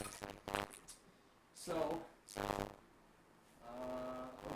I have a feeling that this was going to look just like that because $. Nobody knows. VL ____. Alright. Let's bring this guy back to the present. Superheroes. VLC media player window. Alright. Well, for those of you who may just finally... Why are we back an hour? Okay, there we go. No, I'm not going on Shazam anything. There we go. Alright, well, we do have a few other things we need to take care of before we continue on. Oh yeah, we saw Gary elsewhere.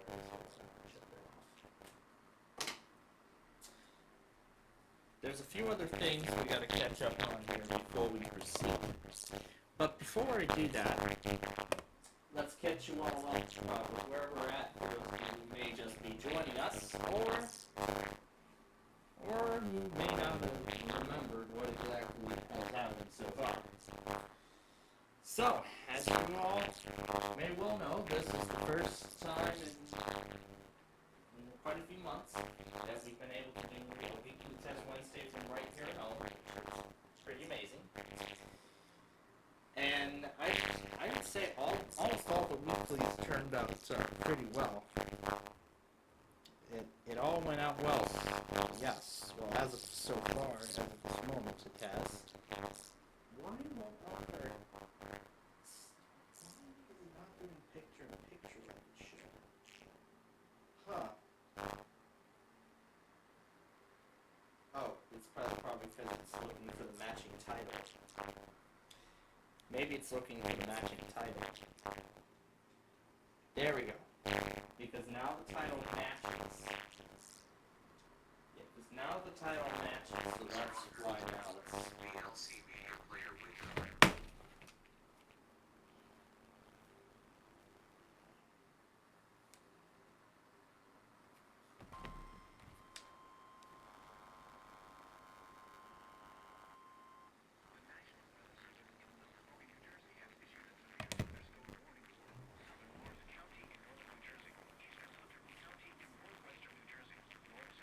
Alright.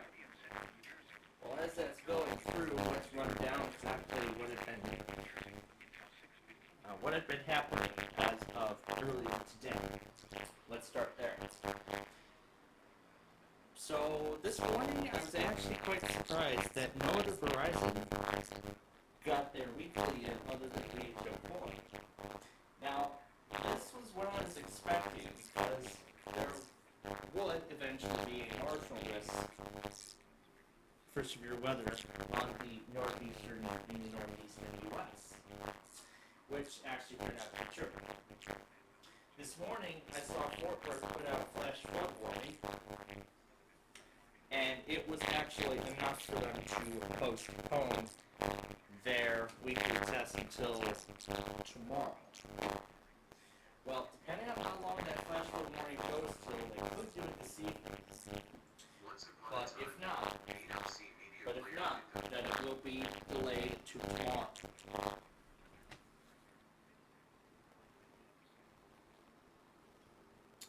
But if not, then it will be delayed to tomorrow.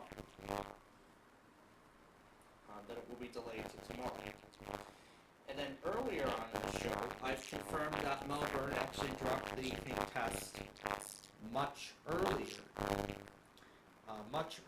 than I expected I had seen previously. They actually dropped their test in early June. They dropped their evening test in early June, just a few months ago, and it wasn't until now that I noticed that they had dropped the weekly test.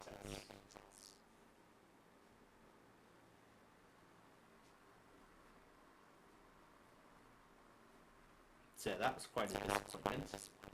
Furthermore disappointing is that now we don't have that receiver for WJS anymore. And I don't even know if WJS is even still doing their tests at this time, because they didn't even go this morning. So I guess we might be looking into a whole new start time for our weekly test show as a result. Probably looking into more like 8:15 or something like that. On the beach. Yeah, 8:15. Alright, yeah, 8:15 or something like that. Now, the flash flooding, this actually ties well with everything else. Oh, I forgot to add Shreveport. They did not test.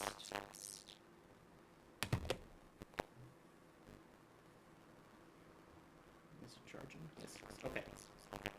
Yeah, I forgot to add Shreveport.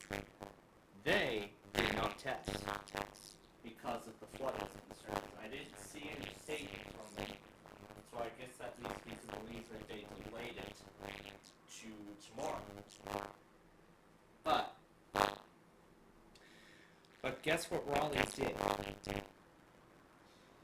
They issued a flash flood warning for Wake County, North Carolina, right at 11 a.m., and then they tested immediately after that.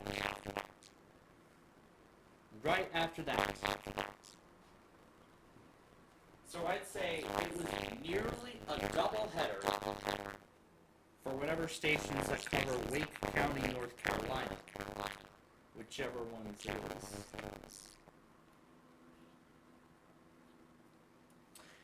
And furthermore, this is the second week in a row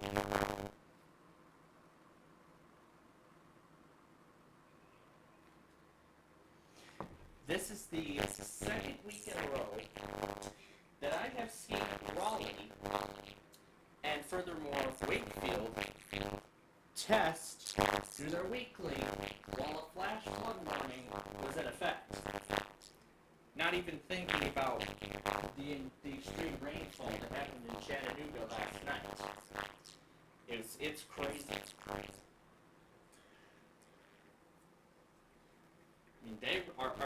Are they trying to pull a Pittsburgh where I talked about how they tested during a flash flood warning and it was all automated? I think it seems like Raleigh might be switching to an all automated format now. Like setting it out right at 11 a.m. sharp instead of anywhere in the 11 a.m. timing window.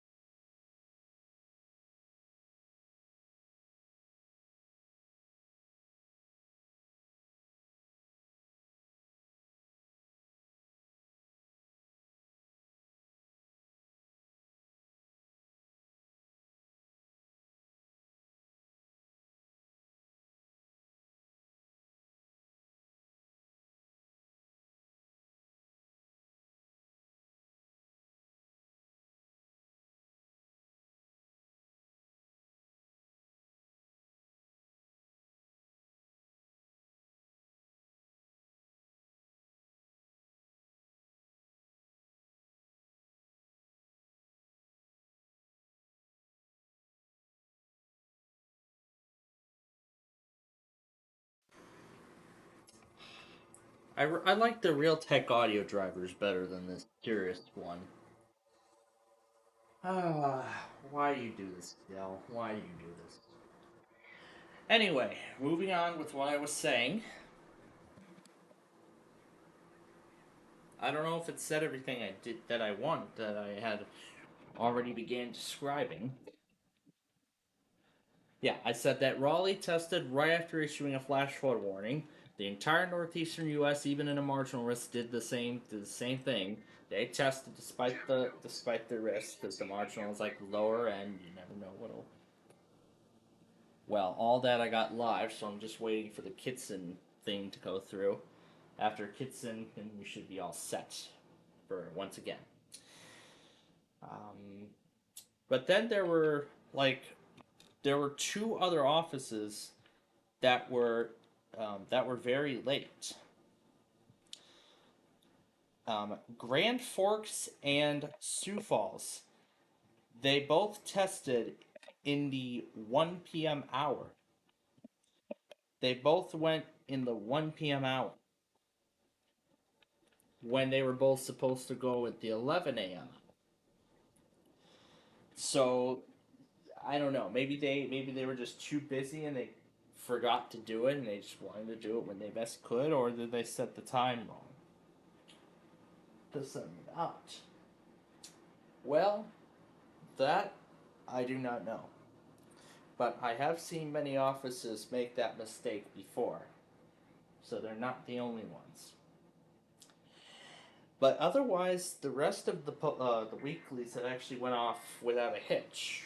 However, there's going to be a few postponements we'll be dealing with tomorrow. That's right. I don't want to touch the wrong PC. So some of them are delayed. Tulsa went at noon. That was another office that was late. I almost forgot about that. Little Rock was nearly late. They went 5 minutes before 12 noon. Yeah, went 5 minutes before noon.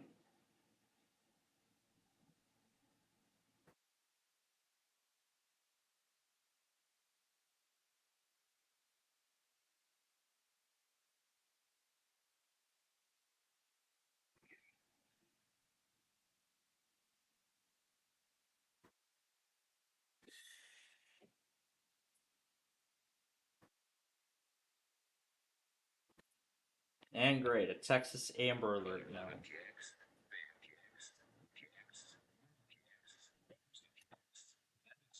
And yes, we finally got back to our games today as well, because that's what we just finished up. Those of you who may just be joining us now.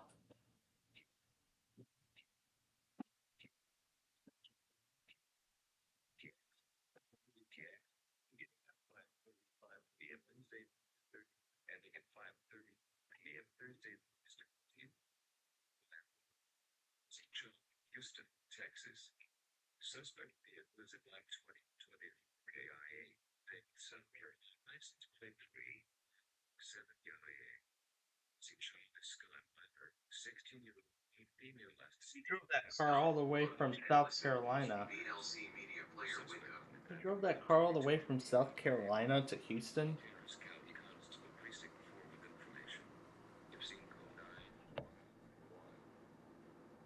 Wow.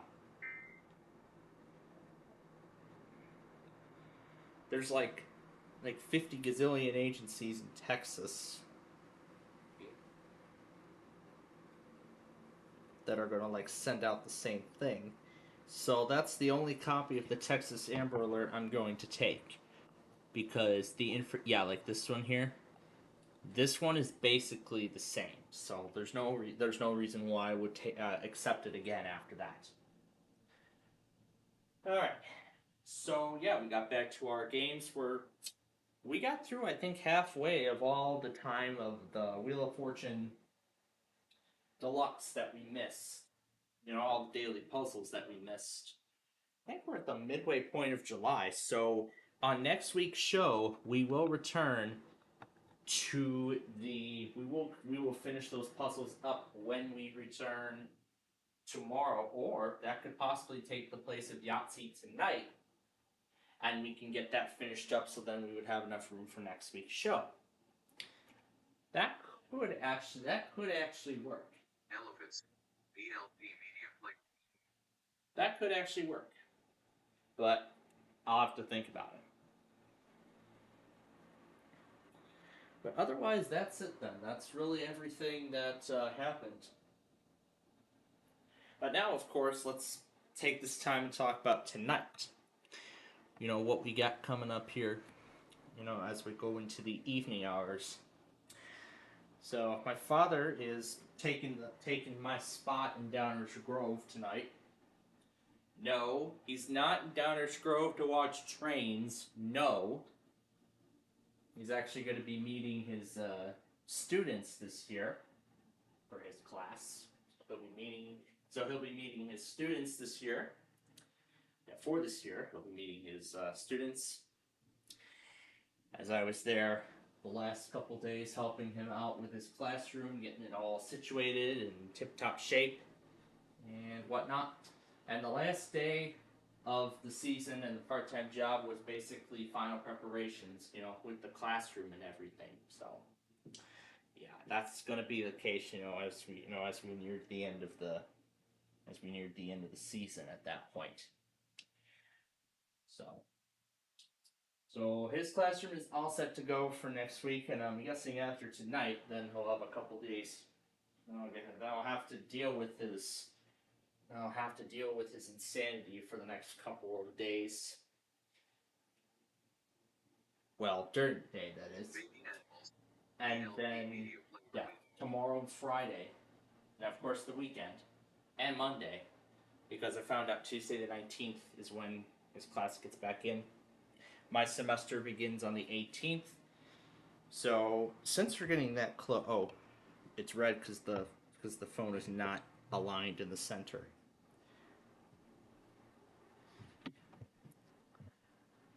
Let's see if my classes have been put in. Yep, I see a few of my classes have been put in. I just want to take a quick check. So it looks like some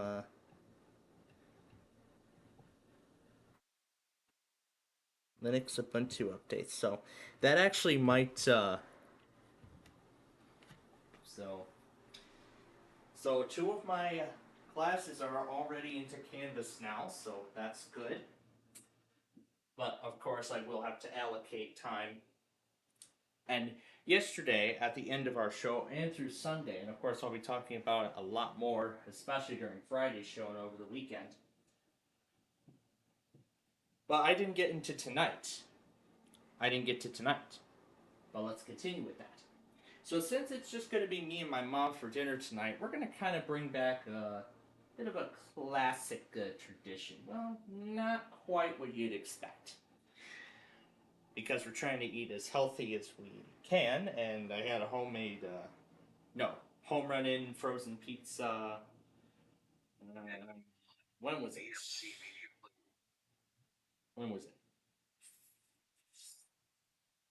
Saturday? No, it wasn't Saturday night. It was not Saturday during the day. No, it wasn't.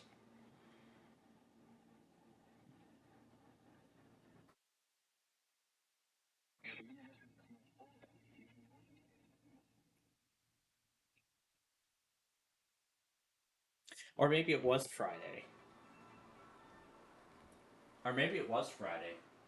Because I had some left over.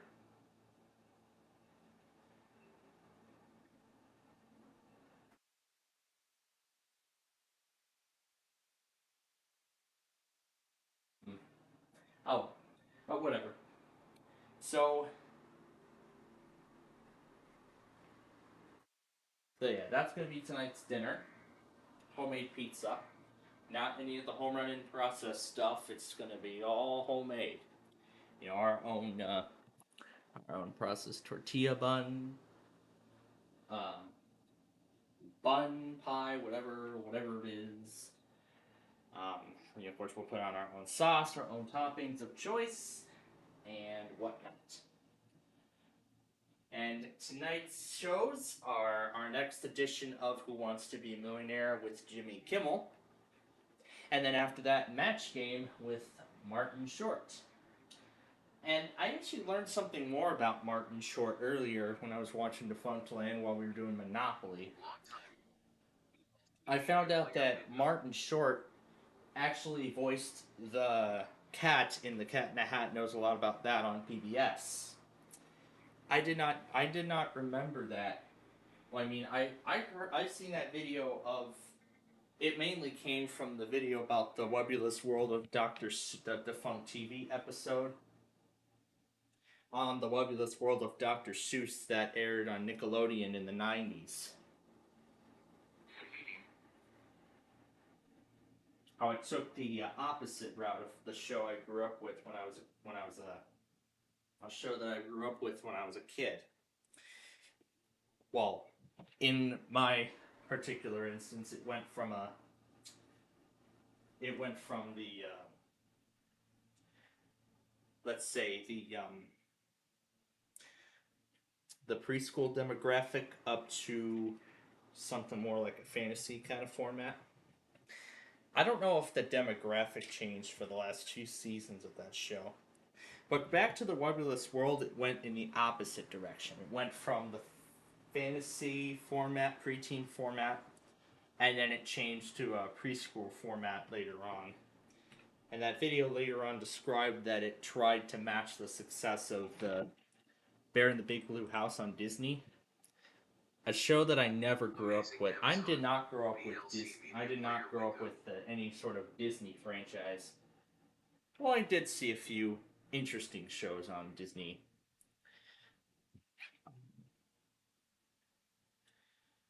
They were exciting, but not as exciting as, you know, the one I would later grow up with the most. They were all enjoyable. They were all enjoyable nonetheless. But I probably don't want to go further into that. I probably do not want to go much further into it. But yeah, I thought it'd be quite an interesting fact that I found out about Martin Short, the host of Match Game on ABC. Anyway, after that then tonight is, of course, our main events, you know, the primetime events that usually we close out our show with, which is Deal or No Deal once again with Brandon, and then something new taking the place of Wheel of Fortune 2nd Edition. And now, I am thinking it is going to be a combo of Yahtzee and Deal or No Deal Arcade. So those two things will be taking the place of Wheel of Fortune 2nd Edition until we can find a permanent, or we can either make those permanent replacements, or we can find another game from our lineup to make a permanent replacement. Maybe we could make Are You Smarter Than a Fifth Grader part of our lineup too, because I think we tested that game on the air before we started, you know, taping the show. I haven't decided what the replacement game is going to be, you know, as of yet, but we have time to work things out, you know, with the upcoming college semester and everything. We'll work things out. But we'll see what will work best for us. But anyway, that is the primetime schedule, you know, going into tonight. And then 11 p.m. we could probably just do a bunch of other things or just end the show there. You know, into the night and whatnot.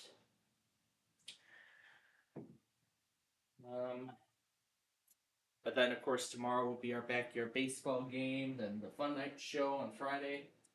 Saturday, I heard we're going to be making up the Mexican dinner that we were originally going to do on Monday, which we ended up changing out for Portillo's instead. But it's okay. I enjoyed the meal regardless.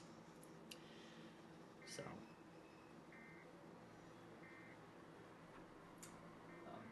And then Sunday will be the start of our fall schedule. You know, Roblox will be taking place on Sunday instead, after Wait, Don't Tell Me. And of course, we'll play that until about dinner each week. And then, of course, yeah. So that will be one of the changes. And the other change is that backyard baseball will start much later than it has been. So those will be the only changes, you know, with the new schedule. But in terms of the primetime shows, with Quiz with Balls and all that other stuff, the 1% Club, I think we'll probably have to deal with that, you know, for a bit longer, but then eventually those shows will be done too. Okay, now back to what we were doing earlier, which was looking at a bunch of computers that I have seen in person, but I'm sort of thinking about which ones I actually would like to own. Now, this one I'm saying no to, the 3480. It's because the processor is the 7th generation, which does not meet Windows 11's hardware requirements. Here's an Optiplex 7050. Now he has a 7th generation Intel processor, which does not meet 11's requirements. See, this is like a carousel, but showing every angle of the device. And then right there, that's serial. One of them's VGA.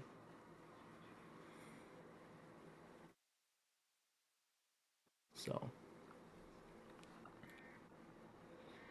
but this at least has a USB-C port, which is pretty nice. So yeah, I was looking at a whole bunch of other, PCs and whatnot.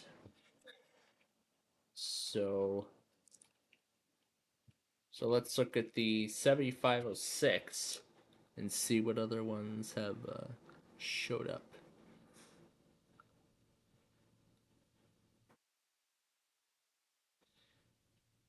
Here's exactly what I have, but this one's the i7 model with 16 gigs of RAM and only 256 gigabytes of solid state storage. And the charger it came with, that one's in black. This is the one I've got, and it's in silver. You see, this is the one I've got, and it's in silver.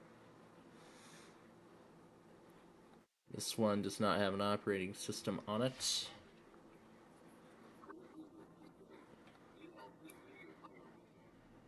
Here's an i5 11th gen, which this one is severely damaged and has only 8 gigabytes of RAM. And only has 8 gigabytes of RAM.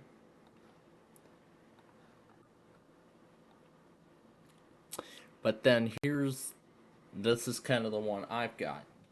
512 gigabytes, that's the size I have.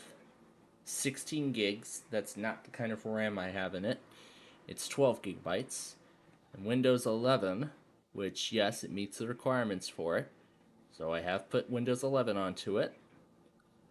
And other than the processor not responding every now and then, it's been working pretty good. And yeah, the fingerprint reader on the power button, I like that feature too.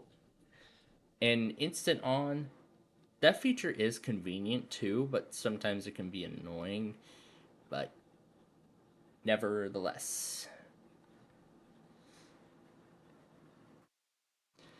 this one powers on, but it's labeled for parts.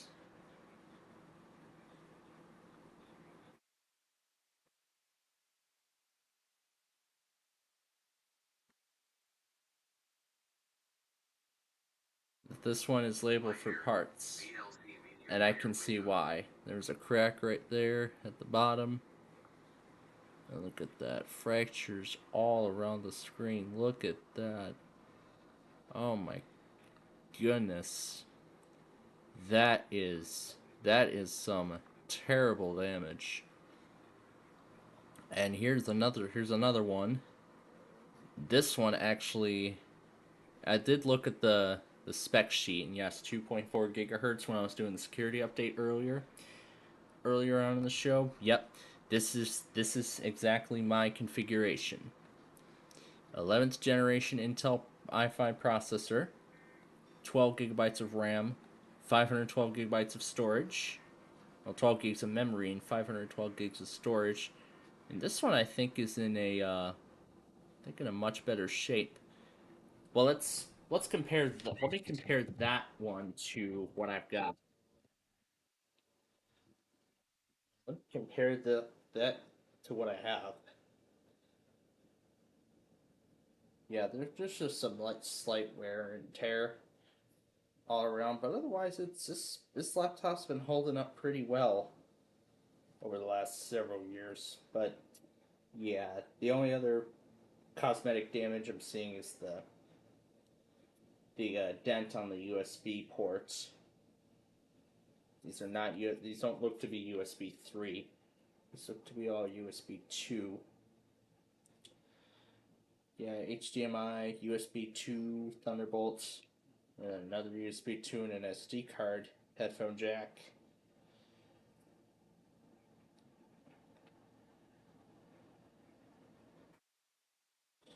Yeah, and then I see the service tag on the sticker. I don't know if that service tag matches what's on the bottom of the motherboard. Probably isn't, but yeah, this is the with the magnifying glasses. That's the USB port that got dented. So, but hey, it's not that bad as long as it still works. It still works. Is this one all black and white, or is this like well, it looks to be in color, but I see, is that a display issue? Yeah, that looks like a display. Display shows lines and static or glitchy video. Well, that's why, you know, you could plug in another monitor. But, yeah, this one looks to be damaged. But I'm not spending $300 on it. Here's another one. This one has... What is all of this stuff? Wow, these people really decorate their PCs before they, It's like you never know what you're going to get. And this one, I believe, is just a display piece. And this is some of the features. And this one's the i7 model.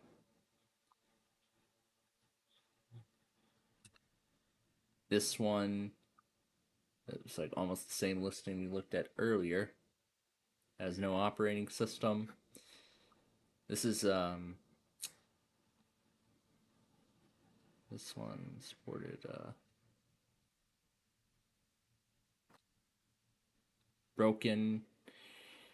Let's see. It says 4 parts, but in the pictures it looks like it's working. But so I don't know why it's saying well, yeah, sometimes eBay sellers like to label these as parts, you know, even and then when the person, you know, gets the item, they later test it and then find out it's fully operational.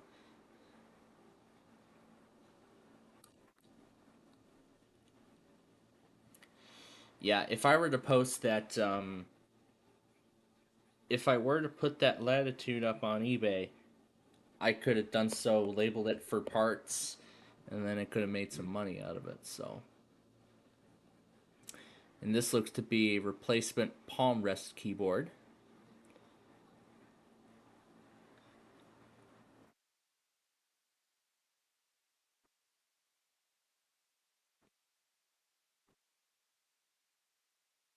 And I can tell this is a newer one because that is the Windows 11 logo. Because that right there is the Windows 11 logo. Yeah, we could just forget about that. Yeah, because that right there is the Windows 11 logo.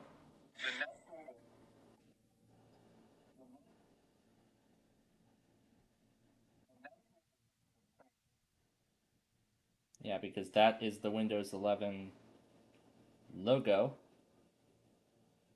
and not Windows 8.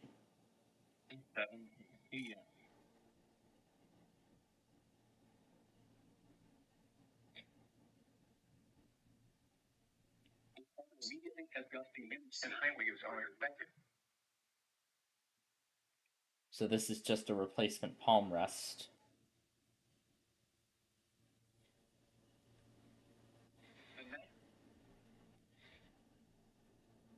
Yeah, if you really want to give it a Windows 11 makeover.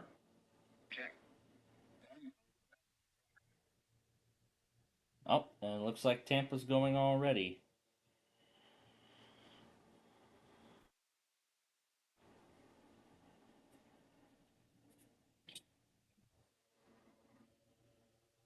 Yeah, all the parts pretty much match in their places and everything there.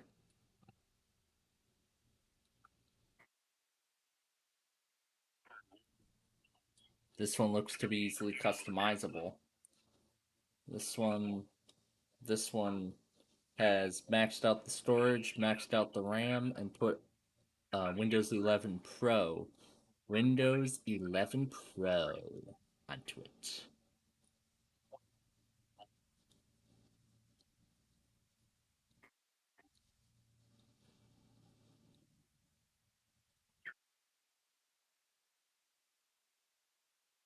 And here's another replacement Palm Rest. This one just has the standard Windows 10 logo. Ooh, blooper reel. I love that.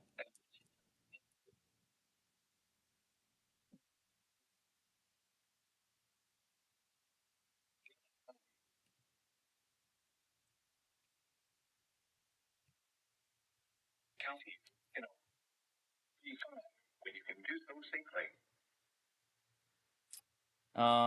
That monthly has to be an error because they don't usually do a monthly. Like,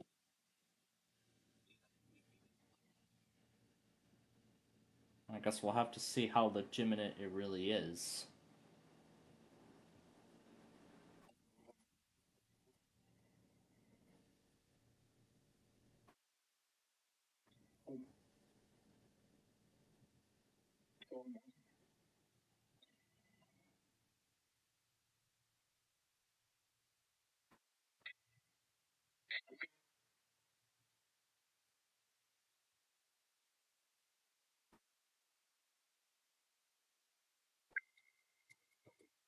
Let me see if this is anything different. Yeah, here it is. Power key with fingerprint reader and all this other good stuff. Here's one that has 11 Pro on it. This is a monthly test of the Global and EAS Society's EAS Relay Network. This system is activated to quickly prevent warnings during emergencies. Regular tests of the system are conducted on the first day of every month at 12:15 Central Time. Additionally, network participants may originate their own tests on a weekly basis, either at a scheduled time or random times throughout the week. Weekly tests originating from the network's SWAT system are conducted each Sunday at noon Central Time. The following tones will conclude this monthly test of the Global Weather and EAS Society's EAS Relay Network. So it seems like whoever runs KLT chose to originate their own DWES monthly. I don't know if this was even authorized or not. I don't even know if this was authorized by the network or not. It certainly wasn't. It certainly didn't look like it was authorized.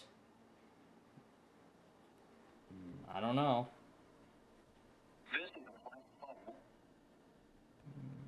Okay, there we go. Alright. Let's go ahead and put the rest of the stuff in here. Squad system? Or what?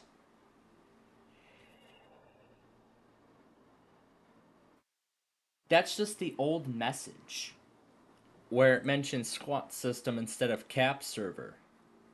So I guess I see what that means now. It's being originated by a participant and not anybody else. And besides, the latest message on the NDEC was from yesterday.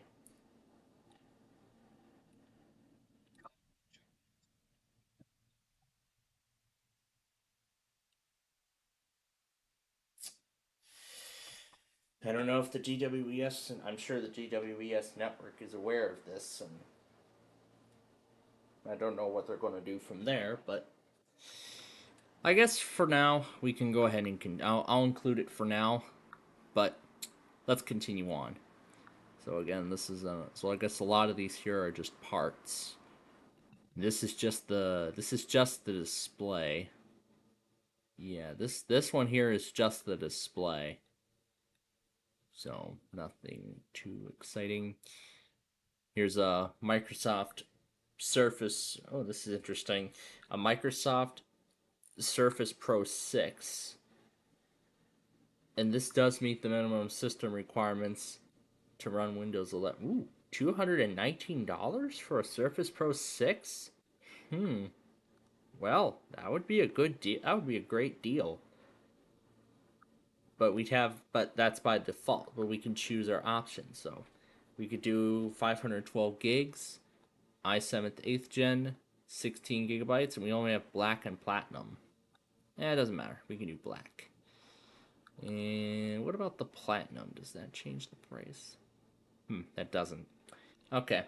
So I guess that's the only options that we get. So a Surface Pro for $370? Yeah, what a deal. What a steal. Because Microsoft Surfaces these days usually cost like $1,000, nearly $1,000. I mean that is just insane of prices. You know, I would really like to get my hands on, but that's one of them. And then here's the following generation. This one's going for $259.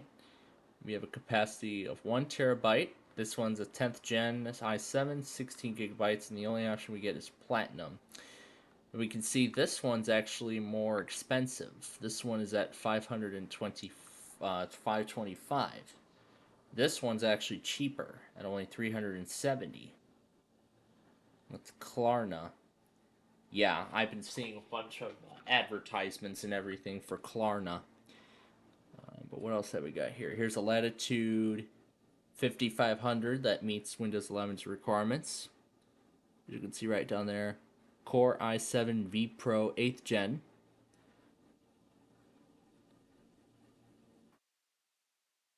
So, and there's the power adapter it comes with. But then we can continue scrolling down. This one is on Windows 11 with a Help Improve on My Dell page. This one has i7, 500 gigabyte SSD inside of it.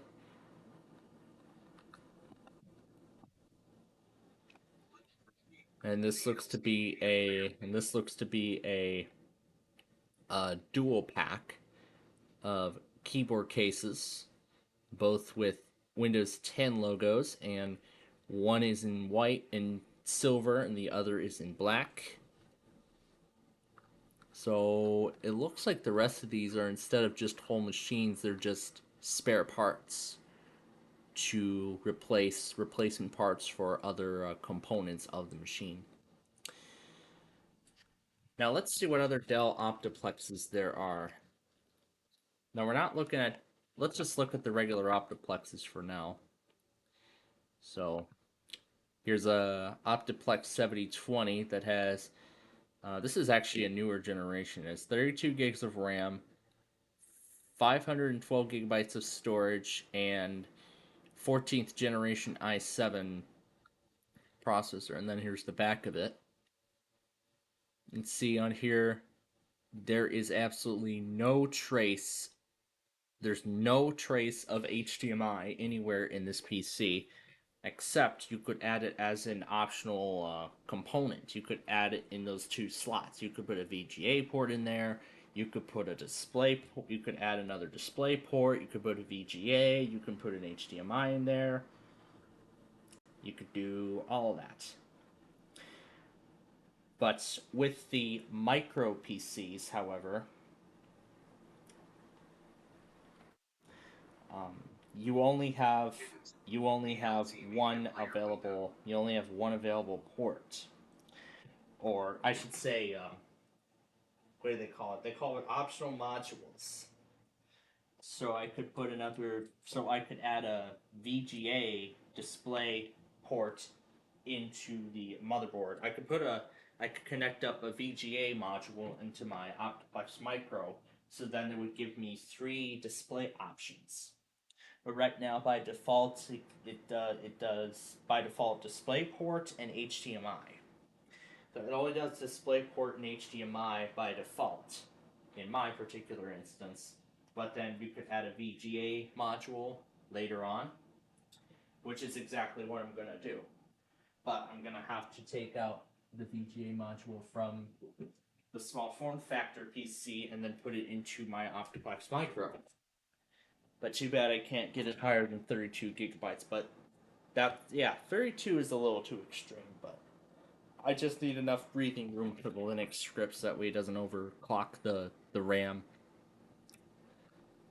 But then we can take a look at some other stuff.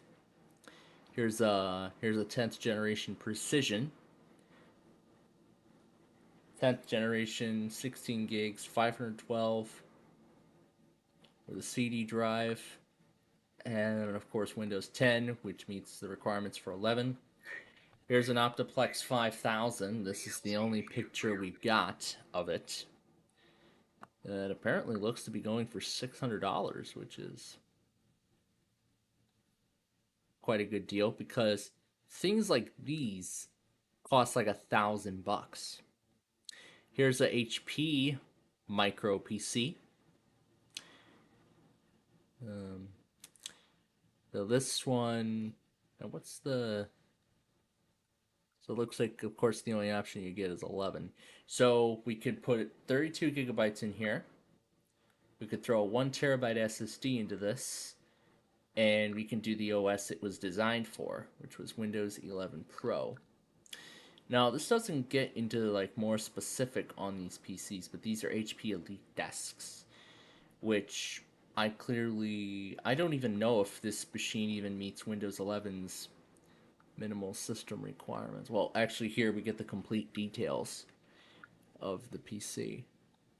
Yeah, Intel's i7 8th generation. So it does meet the minimum system requirements to run Windows 11. So the processor is enough to run Windows 11. But I don't need to spend my savings on all these PCs. Because, I mean, I'd have a whole lot of uses for them. Because nowadays, you know, over the course of the whole season of Downers Grove, well, this year of my part-time job, all I wanted were PCs that meet Windows 11's requirements. Now that Windows 10 is nearing the end of its life, or end of support, I should say. Well, end of support, end of life, doesn't matter, same thing. But regardless of that, it's important now that I, ensure that I have PCs that meet Windows 11's minimum system requirements, because that's the only way that these Windows 10 PCs can stay secure when they're online for another good 5-6 years before eventually they too become obsolete, and then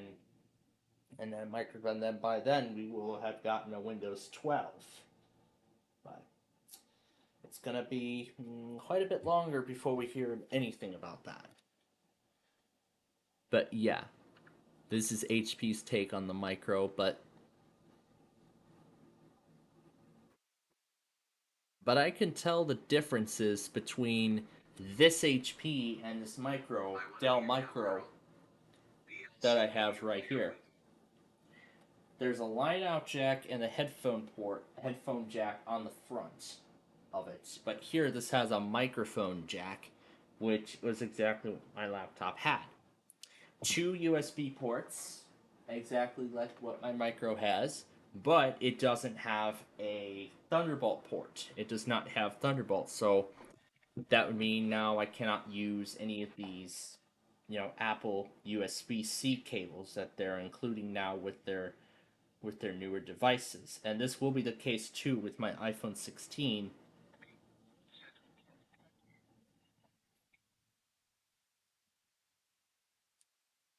As I'm pretty sure the Lightning cables are pretty much now a thing of the past.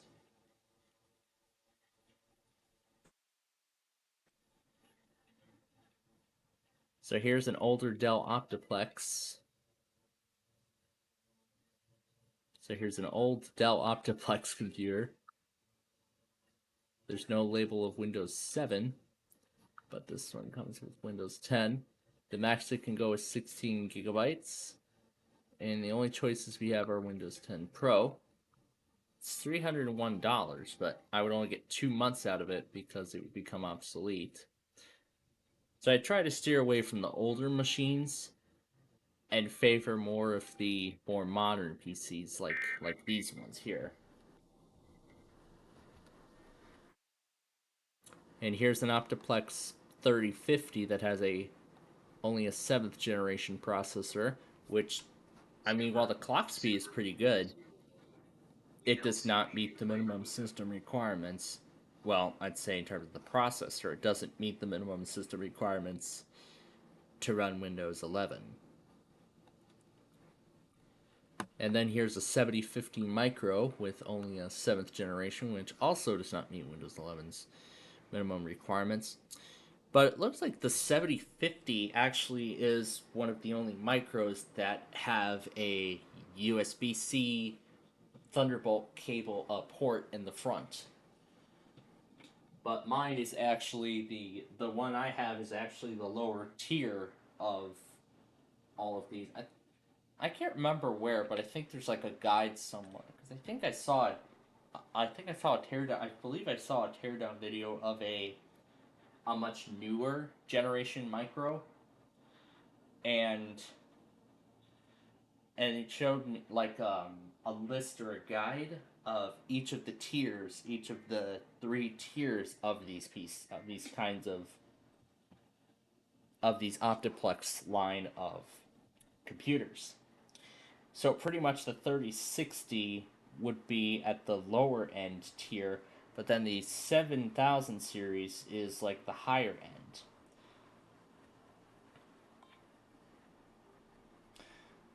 So let's see. The 3000 series would be like budget. I'm guessing that's why this doesn't even have a Wi-Fi card installed. The small form factor, that is. The 5000 series would be like the middle range, medium range, mid-range, or mid-range. And then the 7000 series is like much more advanced. But we can see on the back, looks very similar, doesn't it? I mean, it does look pretty similar. 4 USB ports, an HDMI, a display port, and an Ethernet port. But there is that's the Kingston security lock on the back. And that's actually what mine has too. The Kingston security lock, Ethernet, display port, HDMI, and 4 USB ports, except the 4 USB ports are actually sorted in they're not like all lined up in like one separate row. They're just all aligned in like 2 rows of 2, or 2 rows each containing 2 USB ports. So, and then of course here's where you would put in your extra. That's where you would put in your extra hard drive. However, in order to, let's say a SATA drive of any kind. Yeah, a SATA drive. So that's where you would put in a SATA drive, whether it be a SATA SSD or a SATA mechanical hard drive. You would actually have to, in order to do that, you would have to buy the caddies separately. I don't even know how much those even cost, and I don't even know if those are still being sold on Dell's website. I think you would have to go find it at like a third-party reseller or something. Yeah, I'm guessing that's really the only best choice then when it comes to that. But that's alright. I mean, I've already made my micro as powerful as I can get it to go. And then here's a mid-range Optiplex. This one's a 5040. And where it says inside, that is a 6th generation chip, which does not meet Windows 11's minimum system requirements. And this one only has 8 gigs of RAM installed. And there's no hard drive, and there's no operating system. So yeah, this is how the machine would open up. You can see over there, you can see there, that's the RAM. What's this? Beard progress. What is... Why? TV Star has always just been going crazy with this kind of stuff lately. And here's a lot of 4 of these from what I can see. And these are all 6th generations, which, so all of them are 6 generations. All have CD drives. This one has labels on it, which, all of which unfortunately do not meet Windows 11's requirements. So, I would just recycle them for cash. And here's a 5040 small form. Here's the small form factor version. I think this was identical to what we were just looking at. That one I believe we already looked at. And this one just went live. This Optiplex 5050 small form factor PC with 16 gigs of RAM, no operating system, 256 gigs of solid state storage, and a 7th Gen i5 processor, which does not meet the minimum requirements for 11. Here's a 7040 with a 6th Gen i3. Nope, this thing cannot do 11. What else have we got here? Here's the Optiplex Micro. Alright, fine, Drew, fine. Anyway, here's the Optiplex 5050 Micro. i5 core. But I guess we'll be able to tell what generation it is if it shows us the sticker on the top, which it does not. This one also just went live. It's an Optiplex 5090. It's actually a 10th generation. 16 gigs of RAM and 256 gigabytes of solid-state storage. Of course, it being a 10th generation means it meets the minimum requirements to run Windows 11. Oh look, it's the SK Hynix 256 gigabyte SSD, the same SSD that came out of that Optiplex Micro that I have.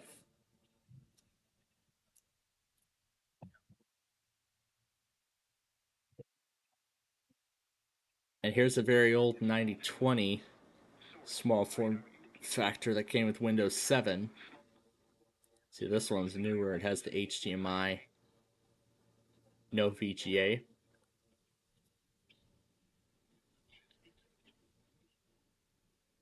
And here's an Optiplex 3040 that has, ooh, look, it's the crappiest processor I have ever witnessed. It's the Intel Pentium. Not a very good processor by today's standards, as I believe. But assuming from the old Dell logo, this does not meet Windows 11's minimum system requirements. Oh look, here's another listing of the same computer I have right now. The 3060 small form factor. And look, we get so many choices. We have an i5 8th generation, an i7 8th generation. Oh yeah, give me the i7, 32 gigs of RAM, 1 terabyte, and Windows 11 Pro. Look at how much money I saved by getting it all for free. How amazing is that? Now here's a 7040. What is that? 32 gigs of RAM? I could salvage the RAM out of this PC. I could take the 32 gigabytes of RAM out of this machine and, then just resell it on eBay. Then maybe resell it on eBay afterwards. And then just label it as no RAM. Or hard drive.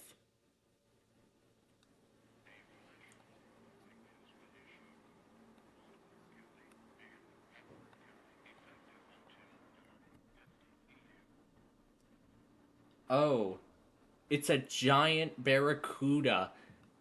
There's a giant barracuda living inside of this other 3070. But this is an older 3070. It doesn't even meet Windows 11's requirements. Yeah. Good luck trying to run 11 on a mechanical hard drive. It's going to be terrible. And good thing I never took that route. And yeah, here it is. 7th generation. Nope, doesn't work with 11. What a shame. Ooh, this one's pretty neat. An Optiplex 7080 micro tower. Oh, look at that. It's a Core 2 Duo. Good luck trying to run Windows 11 on a Core 2 Duo. And it's got Windows Vista. Windows Vista. Basic. Yeah, it's going to most likely be the Home Basic Edition. I'm surprised they were selling these Optiplexes to home users back in the day. Yeah, back in the day they sold these Optiplexes that now are mainly aimed toward businesses to home users. But actually, I guess they maybe offered. I guess they do offer Optiplexes for home use. So here's another one of those Optiplex 5050s. That's a 6th gen, not compatible. This one is memory storage. Windows 11 on this thing. Ooh, cool. 32 gigs of RAM. 17 terabyte. Oh, wow. You could really go extreme with this. You could go 15 terabytes with a 1 terabyte SSD and a 14 terabyte drive of storage. I could put a DVD burner on it. And of course, wow. 15 terabytes of space on this PC. And up to 64 gigabytes of RAM. Wow. They're really trying to push a bunch of these old PCs to the limits. Just pushing them to the, pushing them to their limit.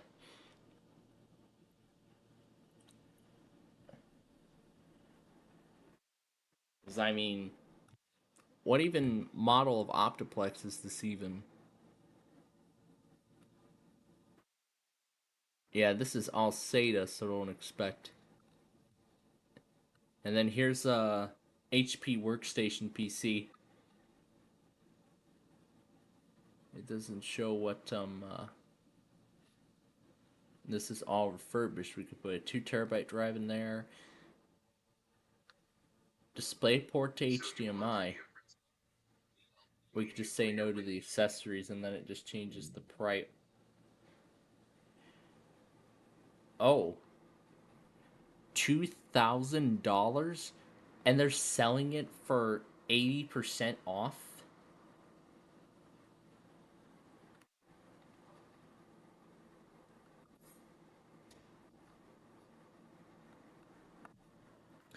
Here's another micro. This actually looks to be... Oh, wow, this is quite old.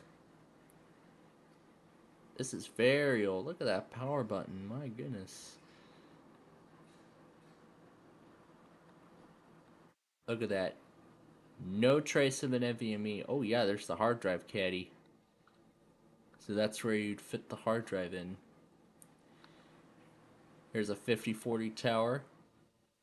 Nope. Doesn't even come close to 11's requirements. But yet, somebody decided to put 11 on it anyway. 6th gen, 16 gigabytes, Windows 11 Pro 22H2. That version reached end of life.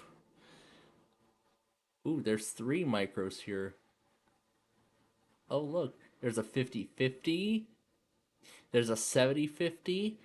And there's my 3060. But look at them all. Those first 2 don't even meet requirements. But the 3060 does. This one doesn't have a Wi-Fi card. And look, most of them come with hard drive caddies too, so that's even better. But I already have one. I'm happy with how I set it up.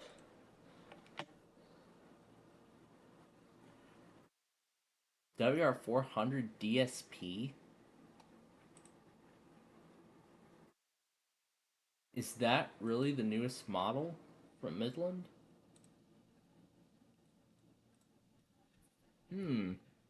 Okay. And then here's the only missing piece of my Optiplex lineup. This giant tower. It's a giant tower.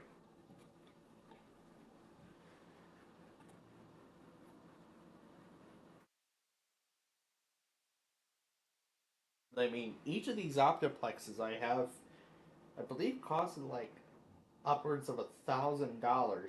You know, back when they were brand new. But I mean, of course, would vary in configurations. Well, actually, I want to take a look at, you know, search one of these up and see. Let's see, 3060 price. Yeah, go ahead and allow. No, I just want to see what the cost of these were when they were brand new.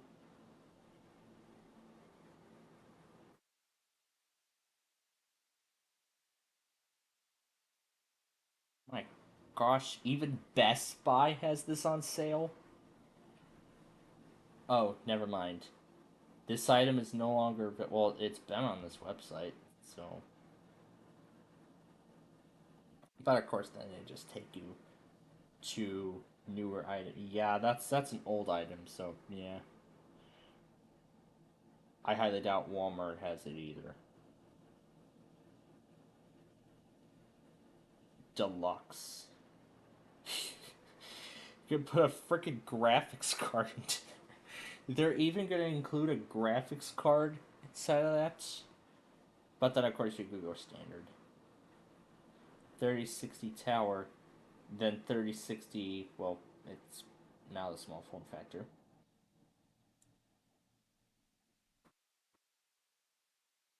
So, that's interesting that Walmart is still selling these PCs, but they're all refurbished. But in fact, pretty much now the only ones you're going to be able to find are ones that are refurbished.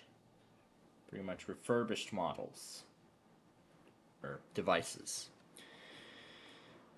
Anyway, let's continue searching. Here's another 5050 with a 6th gen. You see, this is what it looks like with everything connected. These people really, really want to test Microsoft's. They just love to test Windows 11 on hardware that Microsoft says is officially unsupported.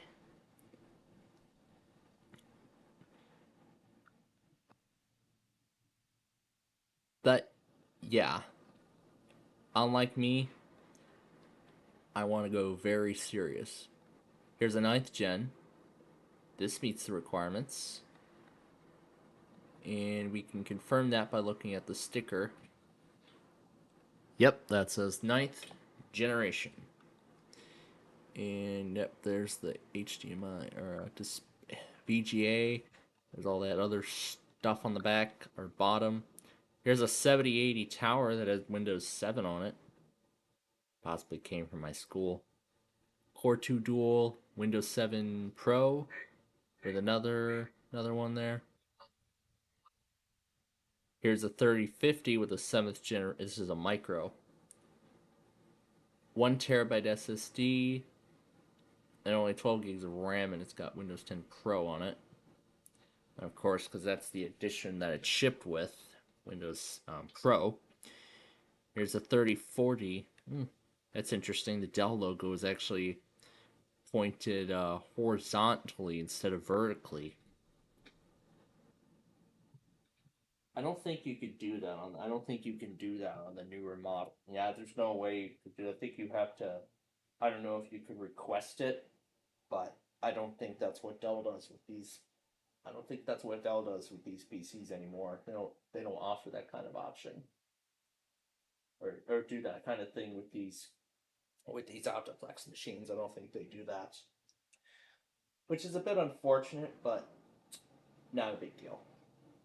because I plan to use this machine vertically. The majority of its lifespan, I plan to use it in a vertical.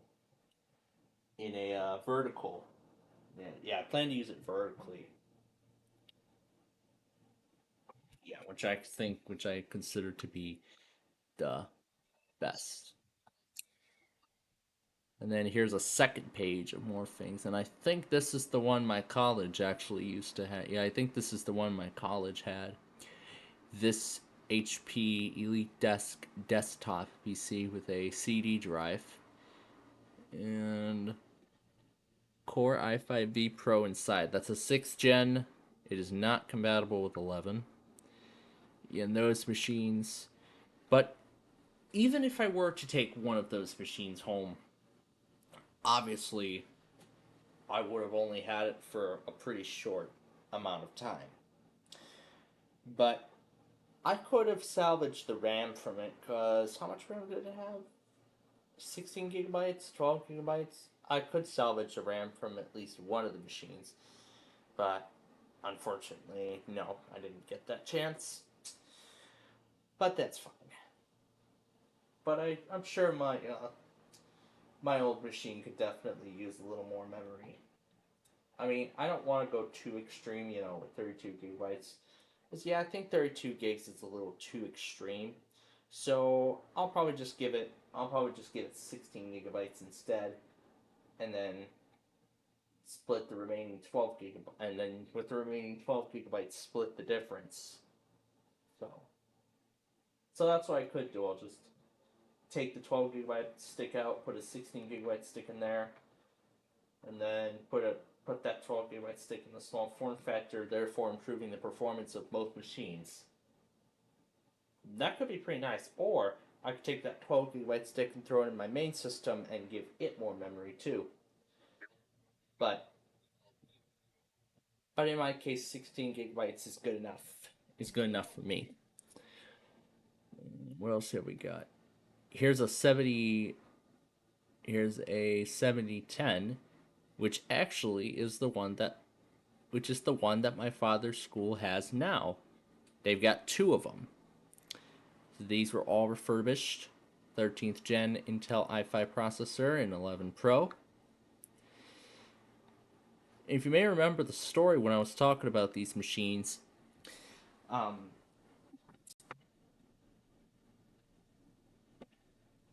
I was working with these machines, of course, he did not know that these machines had a built-in speaker. Yeah, that these PCs had a built-in speaker, which I think was something the Optiplex line really revolutionized. The fact that they had a speaker built into the chassis. Yeah, that they had a speaker built into the chassis of the internal, so I wouldn't need it to plug in like a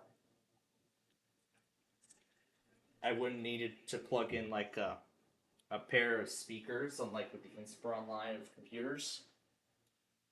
Which I think this was a pretty smart idea by Dell, but as with, the weeklies today, I had a good feeling that I couldn't hear a lot of the stuff out of this speaker, because, yeah, these speakers are not that ideal, and I am understanding why that is.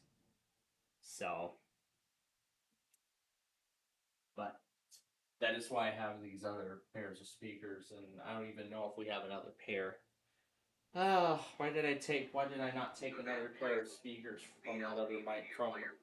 Could have taken that as well with this package, but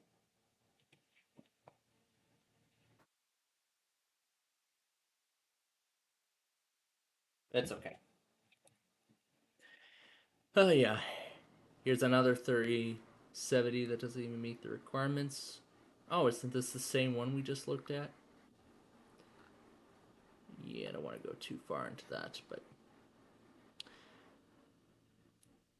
here's a small form factor version of the 760.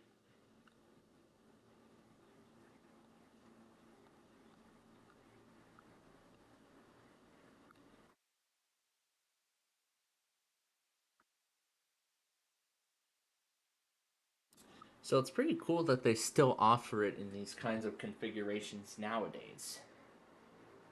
Granite Montana, that is obviously incorrect. But yeah, it's pretty nice for me to learn that even now, in the present, that Dell still offers the Optiplexes in those 3 different styles. The micro, the small form factor, and then that giant tower. And I mean, now that I have a powerful little computer on my hands,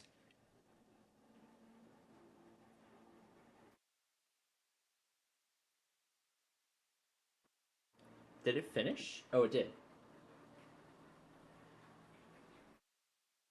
That thing has a pretty long, it's going to have a pretty long and happy life ahead of it, so.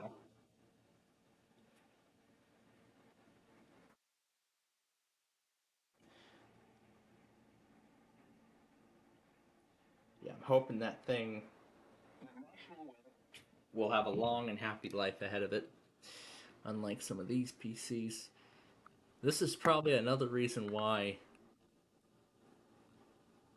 that California man sued Microsoft over the upcoming end of support of Windows 10. That's because a bunch of these PCs, like millions of these PCs, don't even meet Windows 11's minimum system requirements, and they're probably going to end up in a landfill at some point down the road, which is never a good thing. That is never a good thing. You know, to find out that 50 gazillion computers don't even meet the Windows 11 system requirements. Even if it's just the processor, the TPM 2.0, oh, it don't matter. Oh, it don't matter.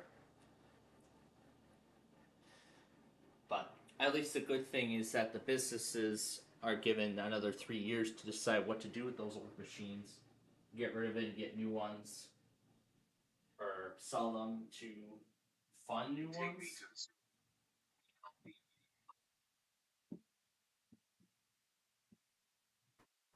But in a sense, I think my school district also made the right call to get rid of those Windows laptops, because those PCs wouldn't even have met Windows 11's minimum system requirements anyway. Those wouldn't meet Windows 11 system requirements anyway. And with the Intel and with the Pentium processor, it would just be terrible. It would be terrible performance, even with an SSD. So am I gonna try my luck just to put a friggin' Pentium, just to put 11 on a Pentium laptop? No way. Although I actually would like to get my hands on it again one day.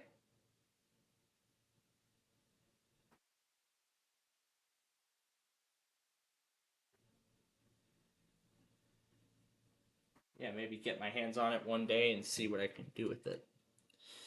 Here's a 7460 all-in-one desktop that does meet Windows 11's minimum. Uh-oh. It glitched up and crashed, didn't it?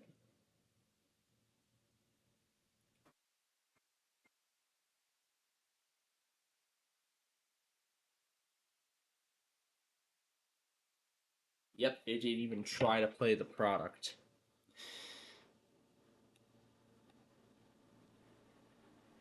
What is this? What the hell is this? Optiplex 7070 Ultra? What on earth is this thing? What on earth is this thing? I have never seen the Ultra line before. I didn't know they were selling those.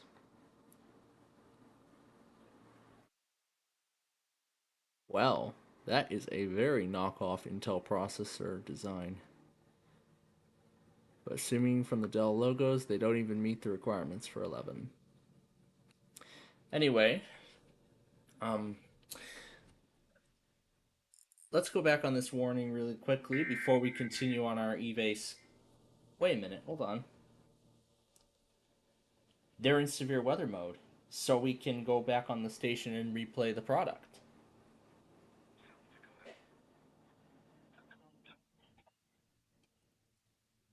Why was I not thinking of that? Okay, now we can proceed.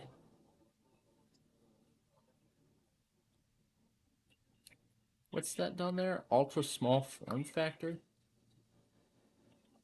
Oh yeah, this is the ultra small form factor.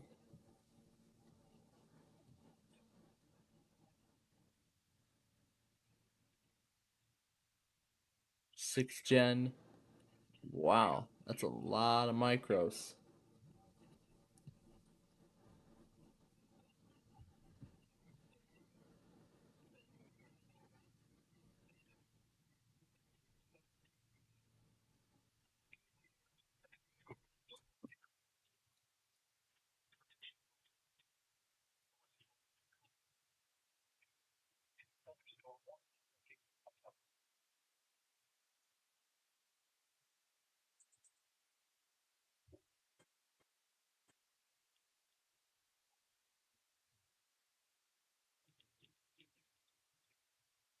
There's a custom configuration.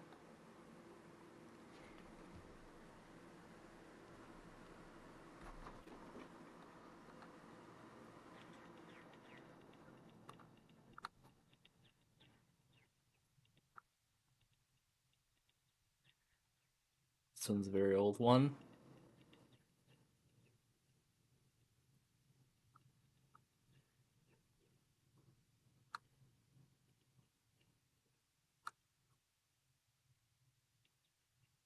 Drugs are tough. VLC Media Player window.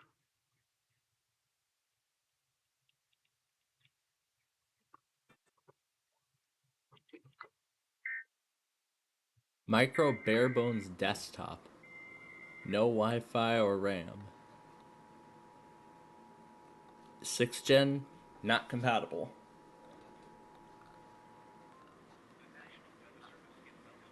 Anyway, I think we've looked at enough optiplexes.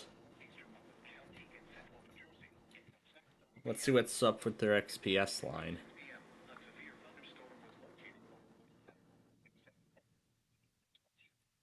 Well, this is a Latitude 7420. And here's a Dell XPS 9300 that just went up. This one is a bad LCD.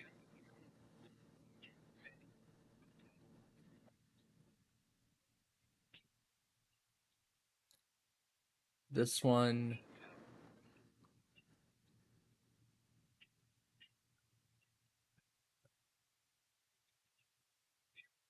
There's a lot of people already bidding on it. That's an XPS laptop. Here's an XPS desktop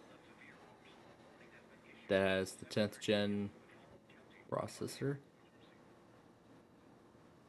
25 people are watching this. They want this. There's a 14Z that just went up. Oh my gosh. Windows 7?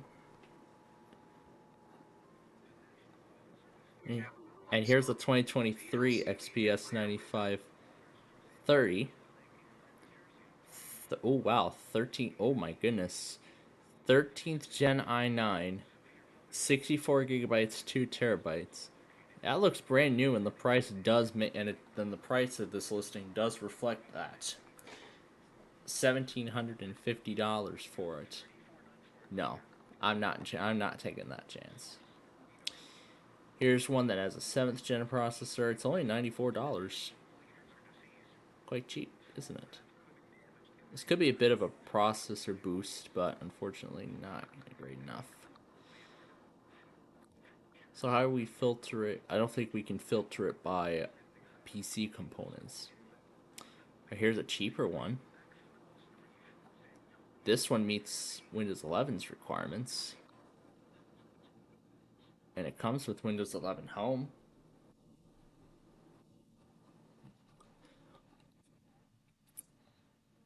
This one is a 9310 with an 11th gen i7. It's a 4th generation. Wow. Very.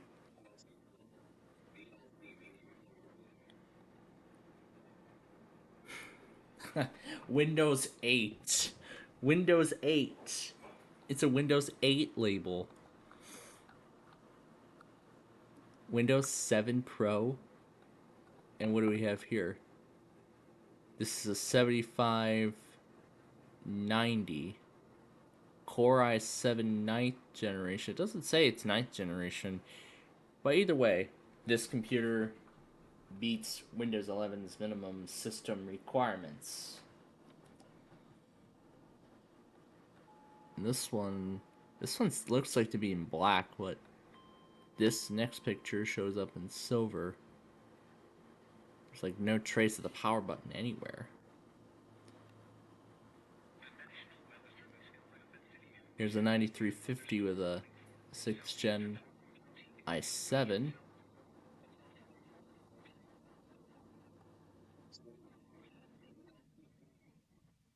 Here's their Ultrabook.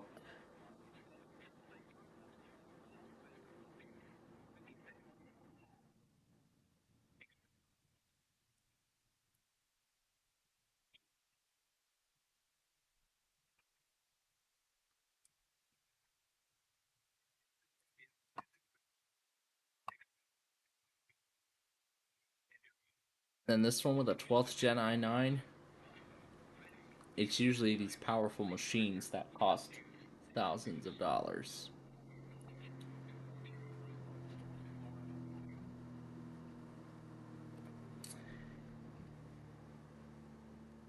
Here's a 9560.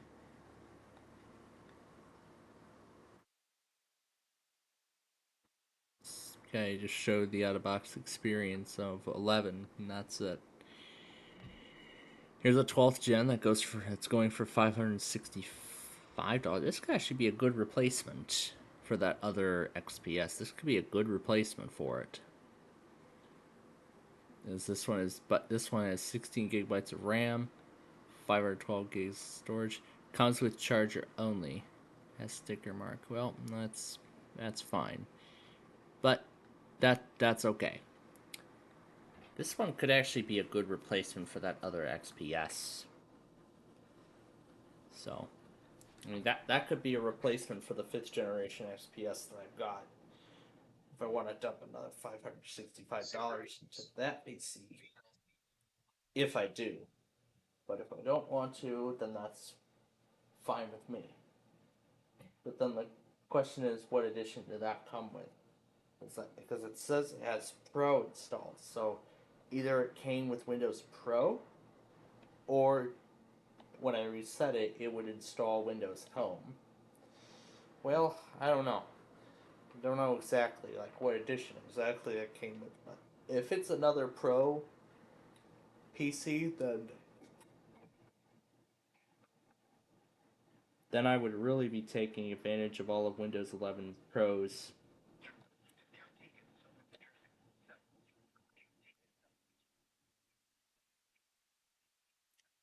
Here's a cheaper one. This one is an 8th generation, which meets the requirements.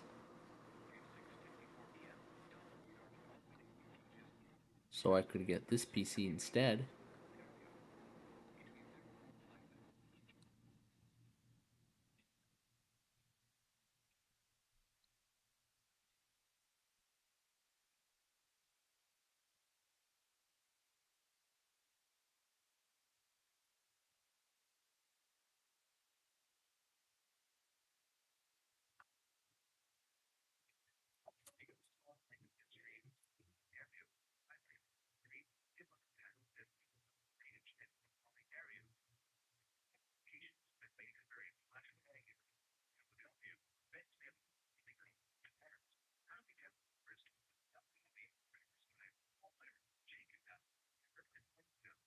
Orchestra play for me.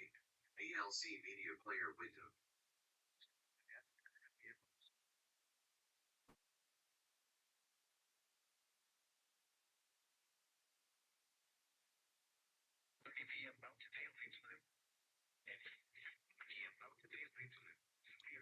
There's some HPs. This one looks to have some display damage, but this one says it's for parts. But this is disappointing because it says it's an 8th generation processor.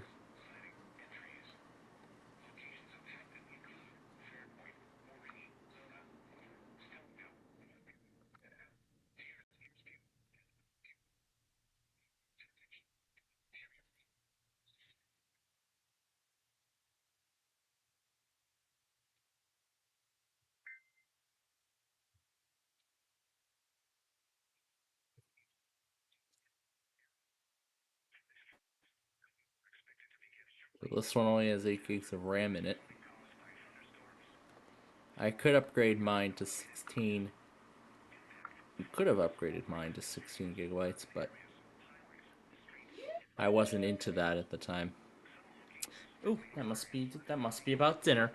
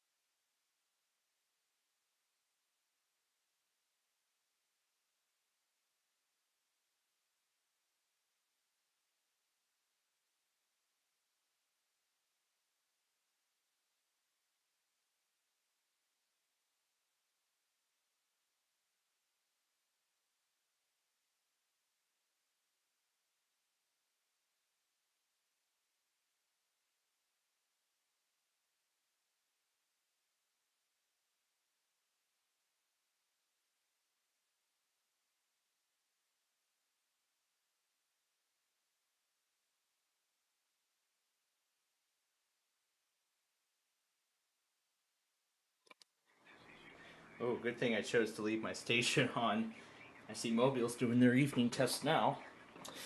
Alright, back to the XPSs while my pizza is cooking for tonight. So back to these computers here. This one's a 6th gen, so unfortunately no luck with that one. Here's an old one. Yep, 5th generation. Repair as is. Let's get you backed up now. Oh, this one's actually a cool one. You could actually detach it into a tablet.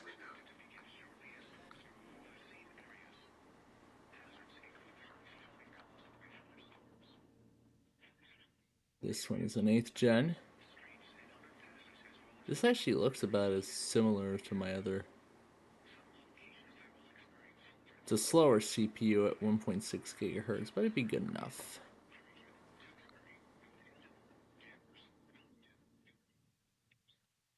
Is that it?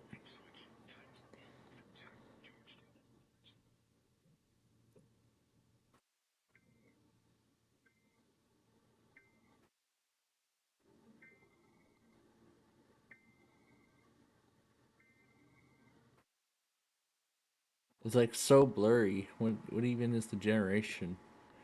2018. It's either 7th or 6th.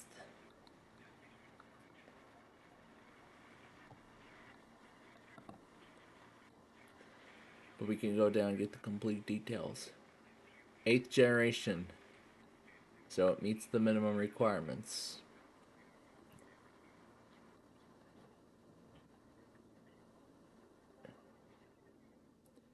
Here's Dell Precision that's going for $295. But it's only a 6th generation, sadly. Here's the XPS Studio. Ooh. It came with Windows Vista. And look what it's running. Windows 10. Amazing.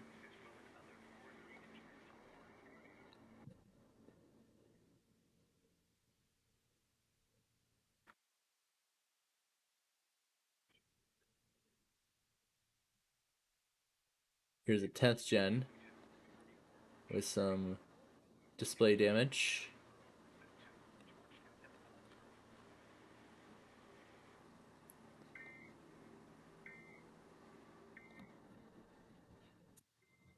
Alright, now let's look at some more of the Latitude line.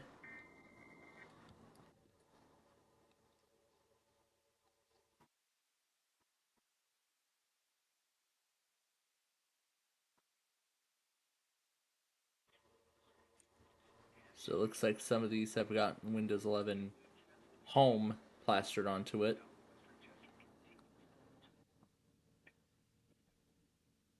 Here's a 5400 with an 8th gen.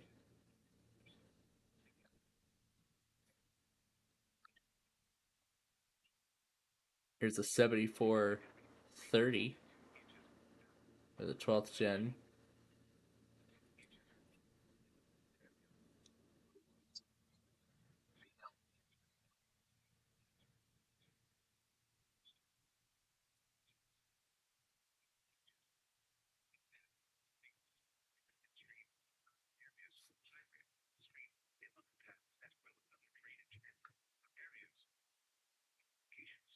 There's some info about the seller.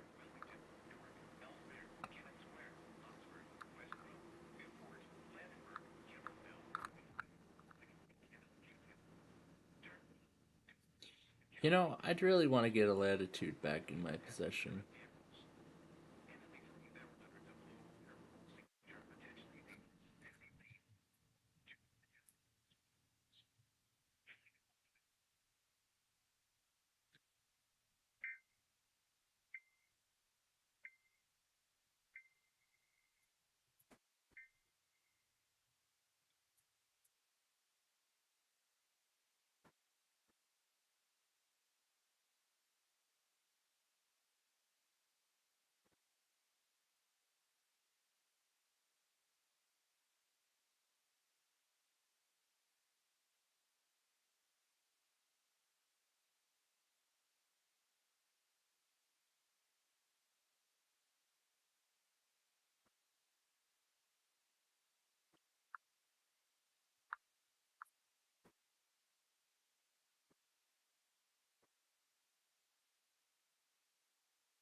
Here's a 5520.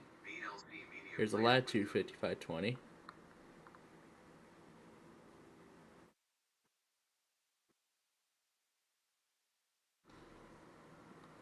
And this one has Linux.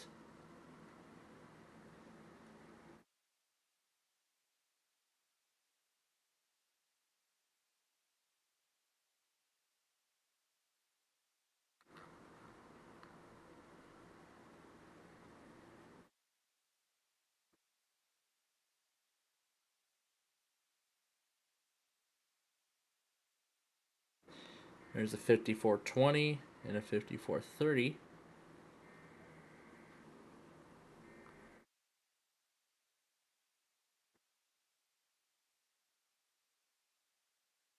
This looks like an all too familiar model to me.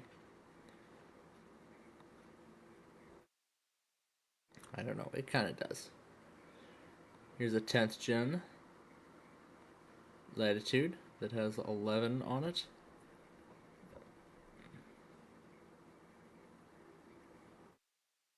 Oh cool, even the keyboard lights up.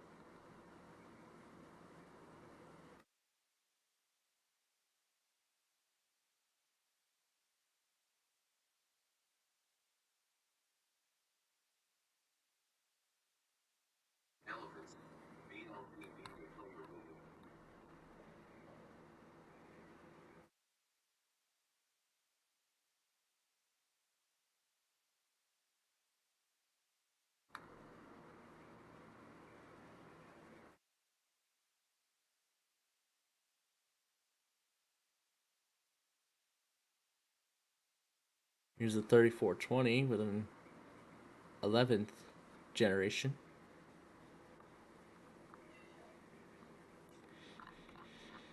Okay. Yeah, I don't think we should go that far into computers and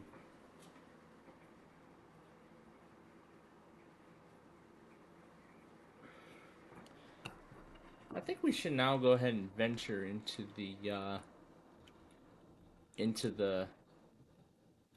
the weather alert radio field. So if anyone's looking for a Bearcat, here are your two options. Here's this one.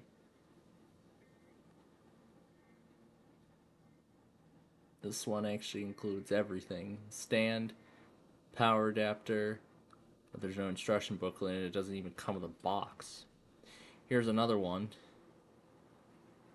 Let's see.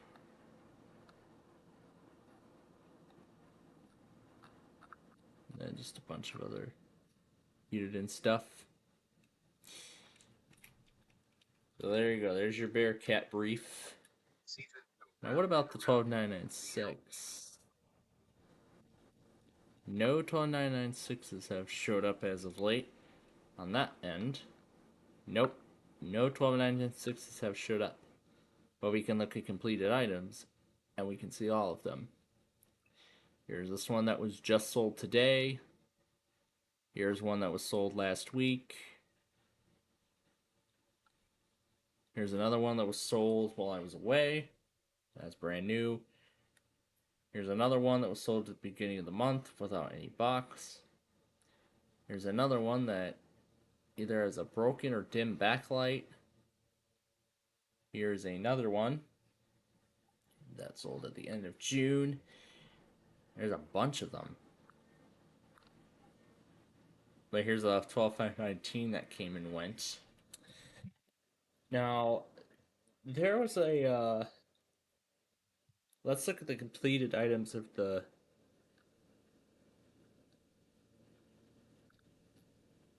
$12,993. We can look at completed items and then we can see all of them. The one I saw was sold during the trip, I believe. Yeah, here we go. August 2nd. This one went for $200. That's crazy.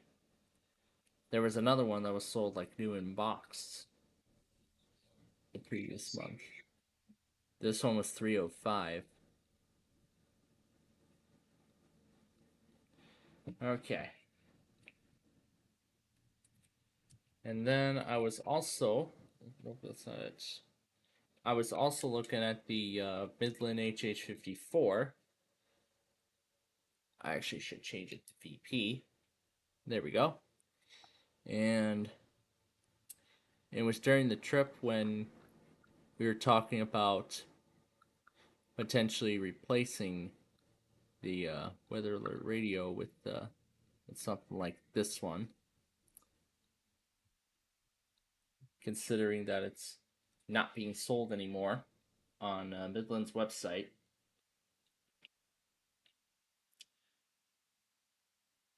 Okay, the Nassau one will work. So this one is actually still sealed from the factory. Let's see. This one is this is a pretty old box, and it's, as it says, still sealed in its original clamshell from the factory. There's another one that's also still sealed. And here's an HH54 VP2 that's still sealed. You can see this is still sealed from the factory. And you can see everything. It's still sealed. The charger, the power cable, the battery pack, the radio itself, all that. And then there's a 5-pack of replaceable battery packs. Here's one that looks about as identical to mine. The antenna cover is broken, but the rubber on the outside is in much better shape than what mine is. I literally had to use tape. Yes, literal tape, Scotch tape, to keep the whole exterior in one piece. But of course, throughout the trip, the other, like, things around the antenna, yeah, those things broke off. This one doesn't even have the, yeah, there is a belt clip, but the first other pictures did not show that. And then the rest of these are just replaceable chargers, battery packs, and other things like that. Not even the VP2. But yeah, when I was debating on which one of the HHs I wanted, I was looking for the VP2, but then I heard about the poor battery life, so I just got the standard HH VP instead. And that's been that radio's been serving me quite well over the last. Yeah, I think I've had it for almost a decade now. So I got it in 2018. Yeah. I mean, to this day, that radio is still serving me well. But I don't care if it, damages cosmetically or wearing over time is a common thing it's a common thing with old products, and especially old electronics. They tend to wear, and things on it tend to wear and tear over the course of time. But the thing is, if you take good care of it, it will last much longer.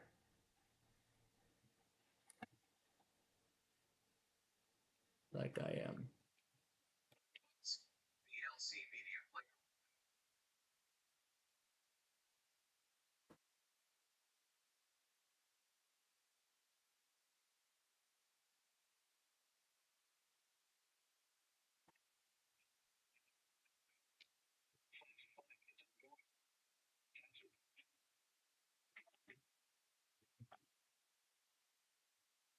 But yeah, there's what we were looking at earlier. So, yeah, there's that. Now let's see what other listings of the HP EF1072NR there are. I looked at them, and a lot of them are just replacement parts. Here's a full PC. This one doesn't have a hard drive in it. This one doesn't even have a hard drive inside. This one's just a replacement back cover and Wi-Fi antenna.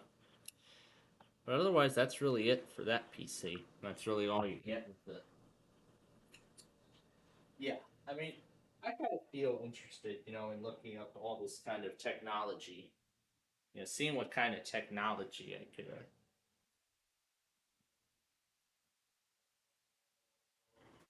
Oh my gosh.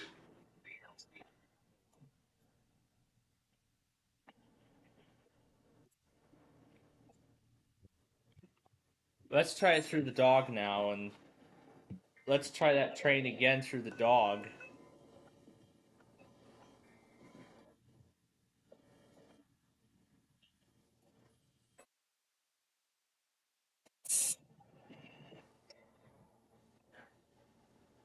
Fire truck.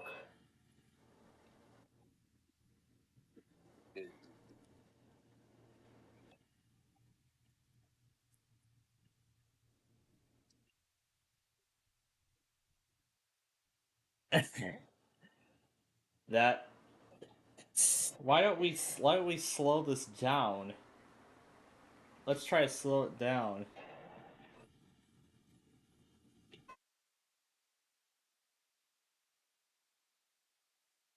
Trying to run across the tracks while the gate's lower. Good thing I didn't do that.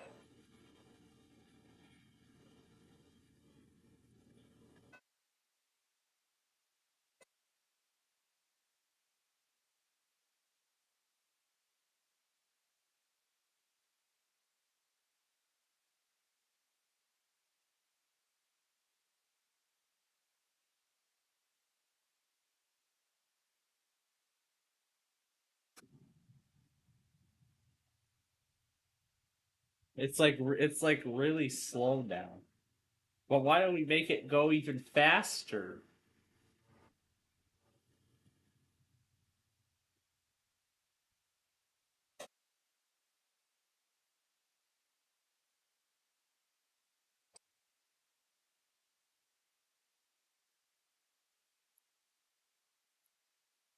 Oh gosh.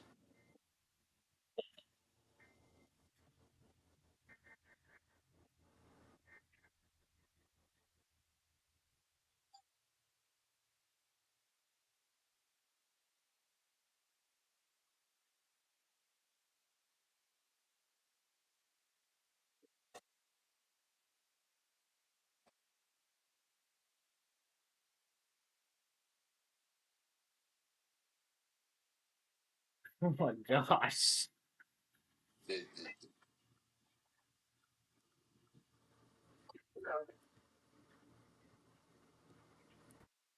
Let's try a Metro announcement for the dog now.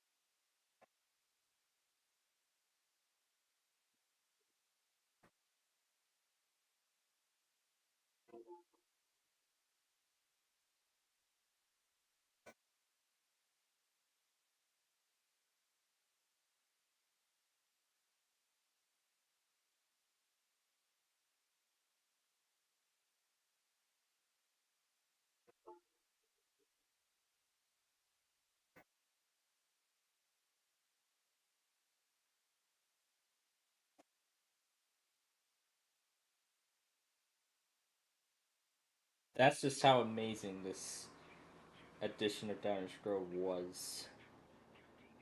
In like nearly every way possible.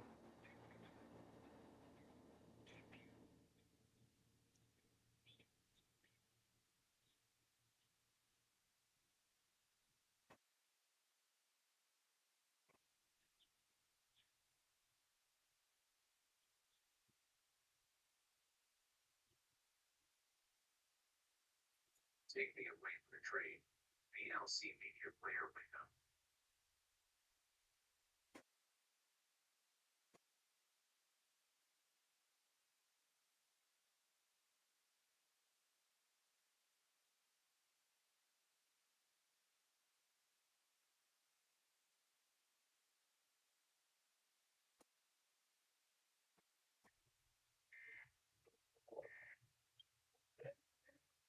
Oh, the pizza's ready.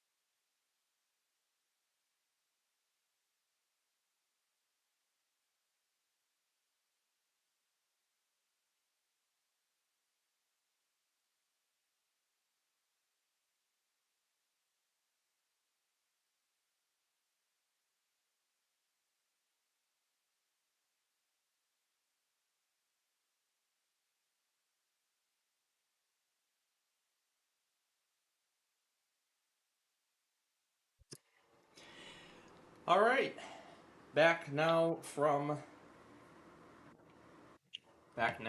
dinner,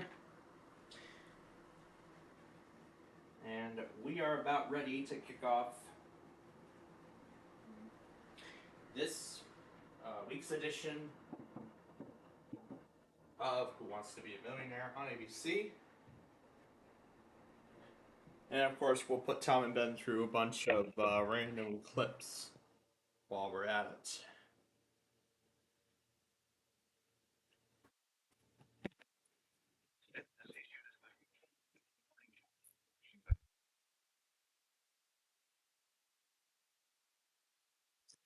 All right. So now let's, with the remaining 20 minutes, we can continue with the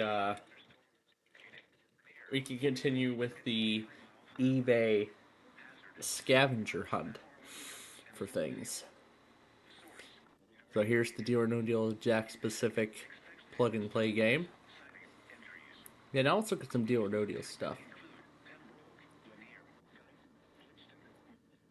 Here's the Jumbo card game.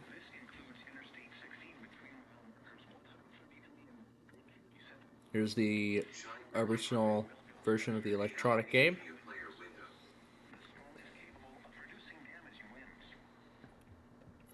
And this one here is the DS game. The game for the Nintendo DS. Here's the DVD game.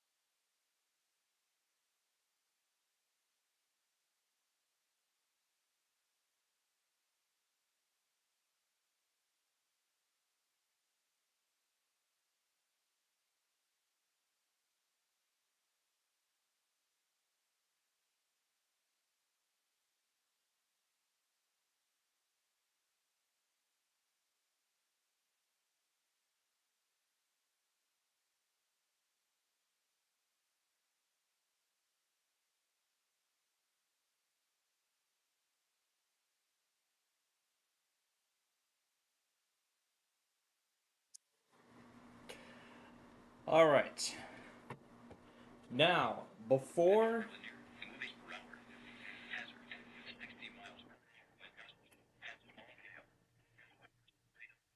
let's see where the other trains are, as we didn't go back on those yet. So we're going to do that now. I know what you're thinking. It sounds way too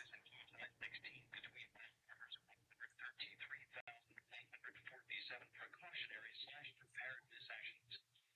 Seek shelter inside a well-built structure and stay away from windows.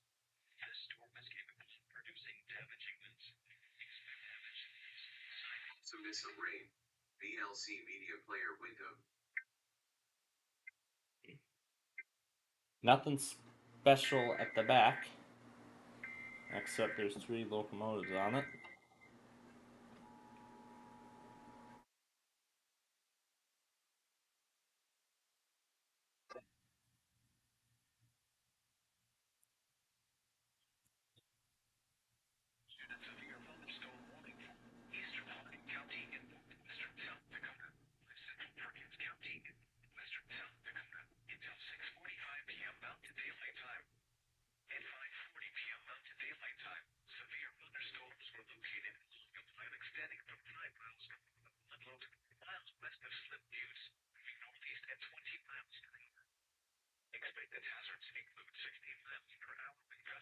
That's that. Now to kilometers for the other Borealis and the other builder.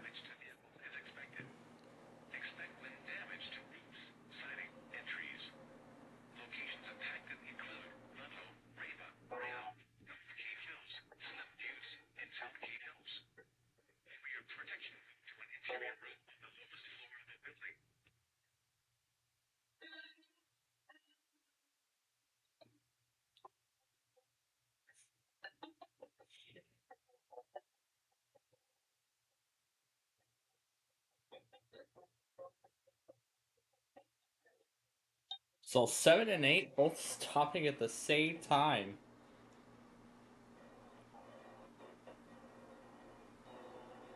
Alright.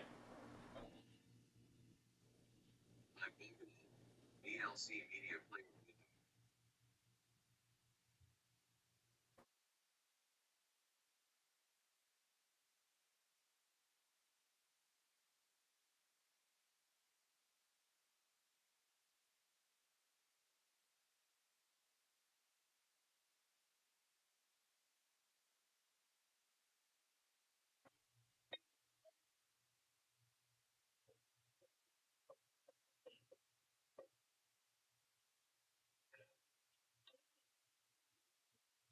Okay. There we go. That takes care of all the trains. I saw Barney the Cockatoo post his evening stuff.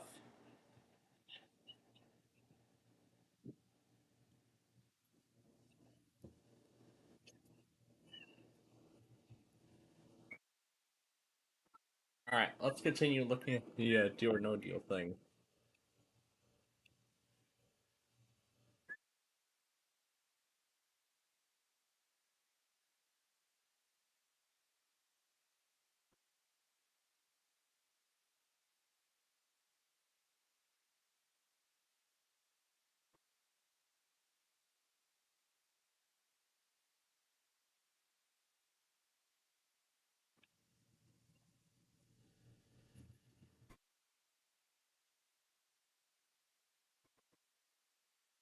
Not sure if this is either Canada or Australia. Here's a 3 DVD game set. And then there's a cartridge only. Here's the Wii version. The interactive DVD game. Here's the handheld. Here's the handheld game. Then here's the Pressman board game that's still sealed. This is a PC game pack, the original one that we'll play a little bit later, and the Secret Vault Games add-on. Silver briefcase. Then there's the special edition for the Nintendo DS. Here's the silver padded case for a game, or an older card game release. Here's the board game complete with all of its parts.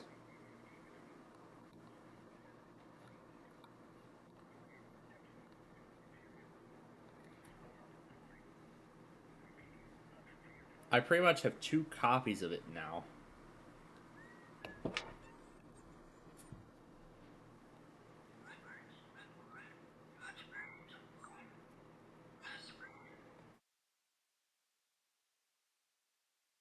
Here's another 3 set of DVD games.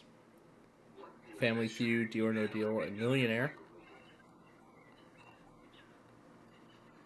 Here's a Mandel signed briefcase.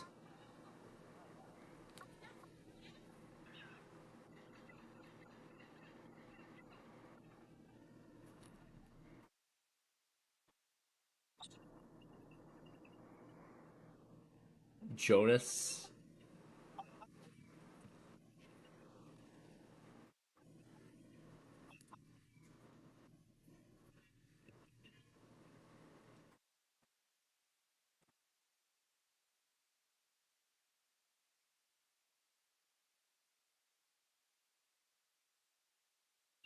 And here's a 3 set of Wii games. That's Deal or No Deal, Minute to Win It, and then Game Party. 2 of which I have. Not the Minute to Win It, though. This is a fake. This is a fake copy of Deal or No Deal for the Game Boy Advance. Because there was never an official game released for it. Oh look, here's the manual to an arcade machine. Let's see if there's any of them.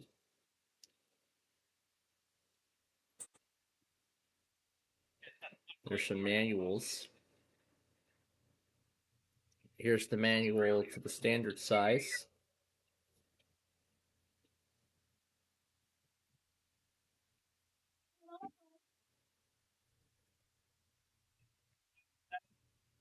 This one has a custom border.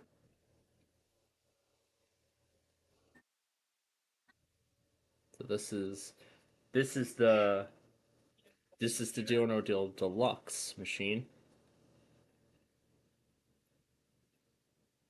See, that's the custom border around the game screen. There's a replacement ticket printer, and I think the rest of these are replacement parts for it. And then this is the restore disc. And then this is the restore disc for the game software.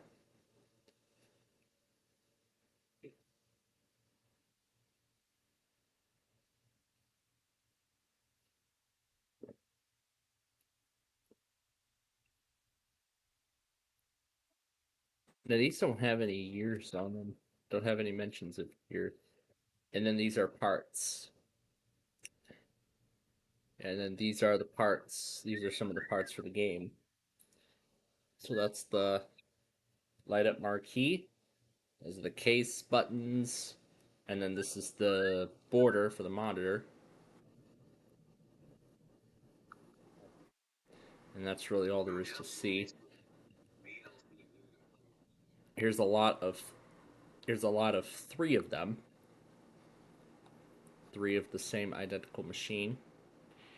This one is actually I think this looks to be a newer release of the Deal or No Deal. This is the newer version of Deal or No Deal Deluxe. Or is this the same? Yeah, I can tell this is kind of the same machine because there is no marquee there. You just get the wheel up on top. I suppose that's how that Deal or No Deal game in that Roblox game is. And here's a ice ball machine.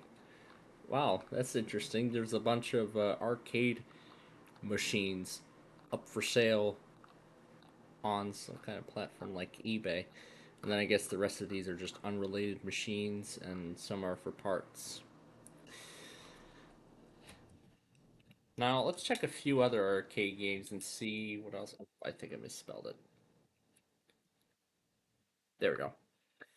Here's a flyer for the arcade game from 2000, from the pinball game from 2007.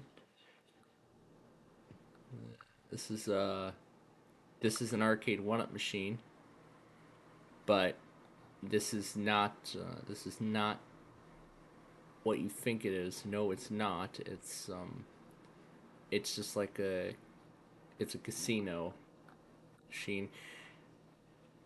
This looks to be the actual machine itself, and then what are those flash drives for? Is that like the restore software for it? But yeah, this is actually the smaller version of the game, but it says SEC dongle, so it's just a dongle for it. And then that here is the controller deck replacement. Casinocade is called, and those are replacement marquees for the original version of the game. This is the actual machine with all of its parts. And see, it comes separate. See the marquee, the wheel, the screen, the touch screen, basically everything. So, all right. I think we've had enough of this eBay scavenger hunt, because now we got to get ready for the evening stuff.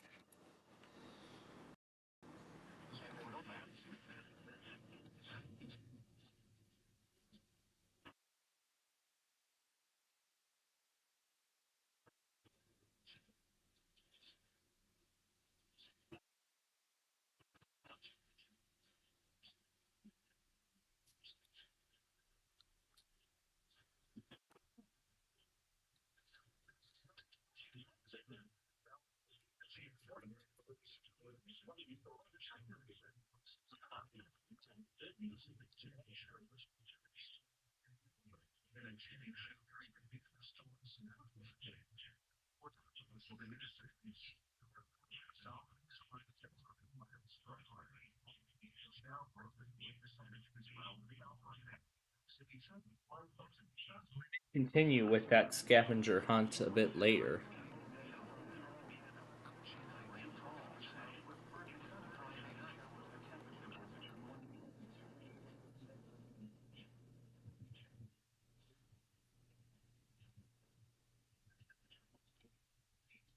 Time ago. PLC Media Player window. Let's see if Gage is going to end up on KWRE again as they sign off. Probably not, but let's see. Let's see anyway.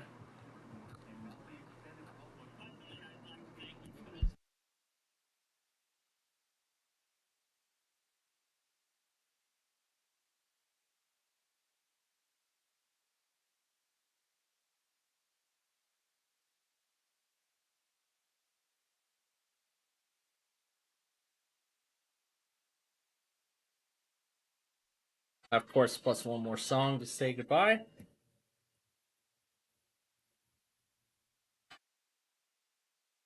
Now.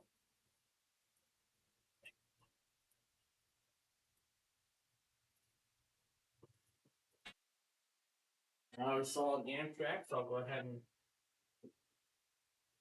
cross off all tick marks there.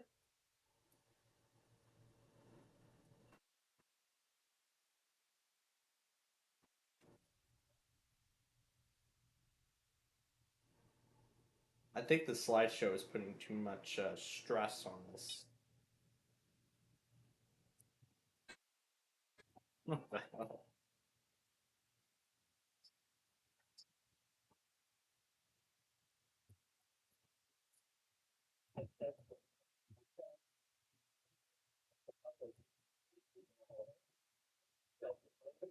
And then during the first commercial break, we'll do the first of these crazy little experiment things. Okay.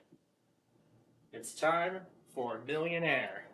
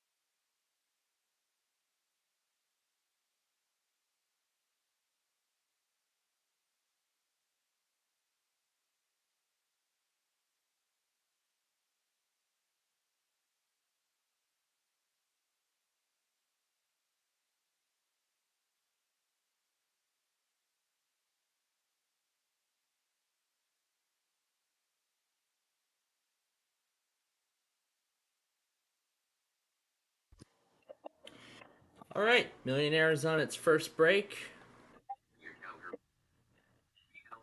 Let's go ahead and reset the stream while the Lembine is still offline. We'll be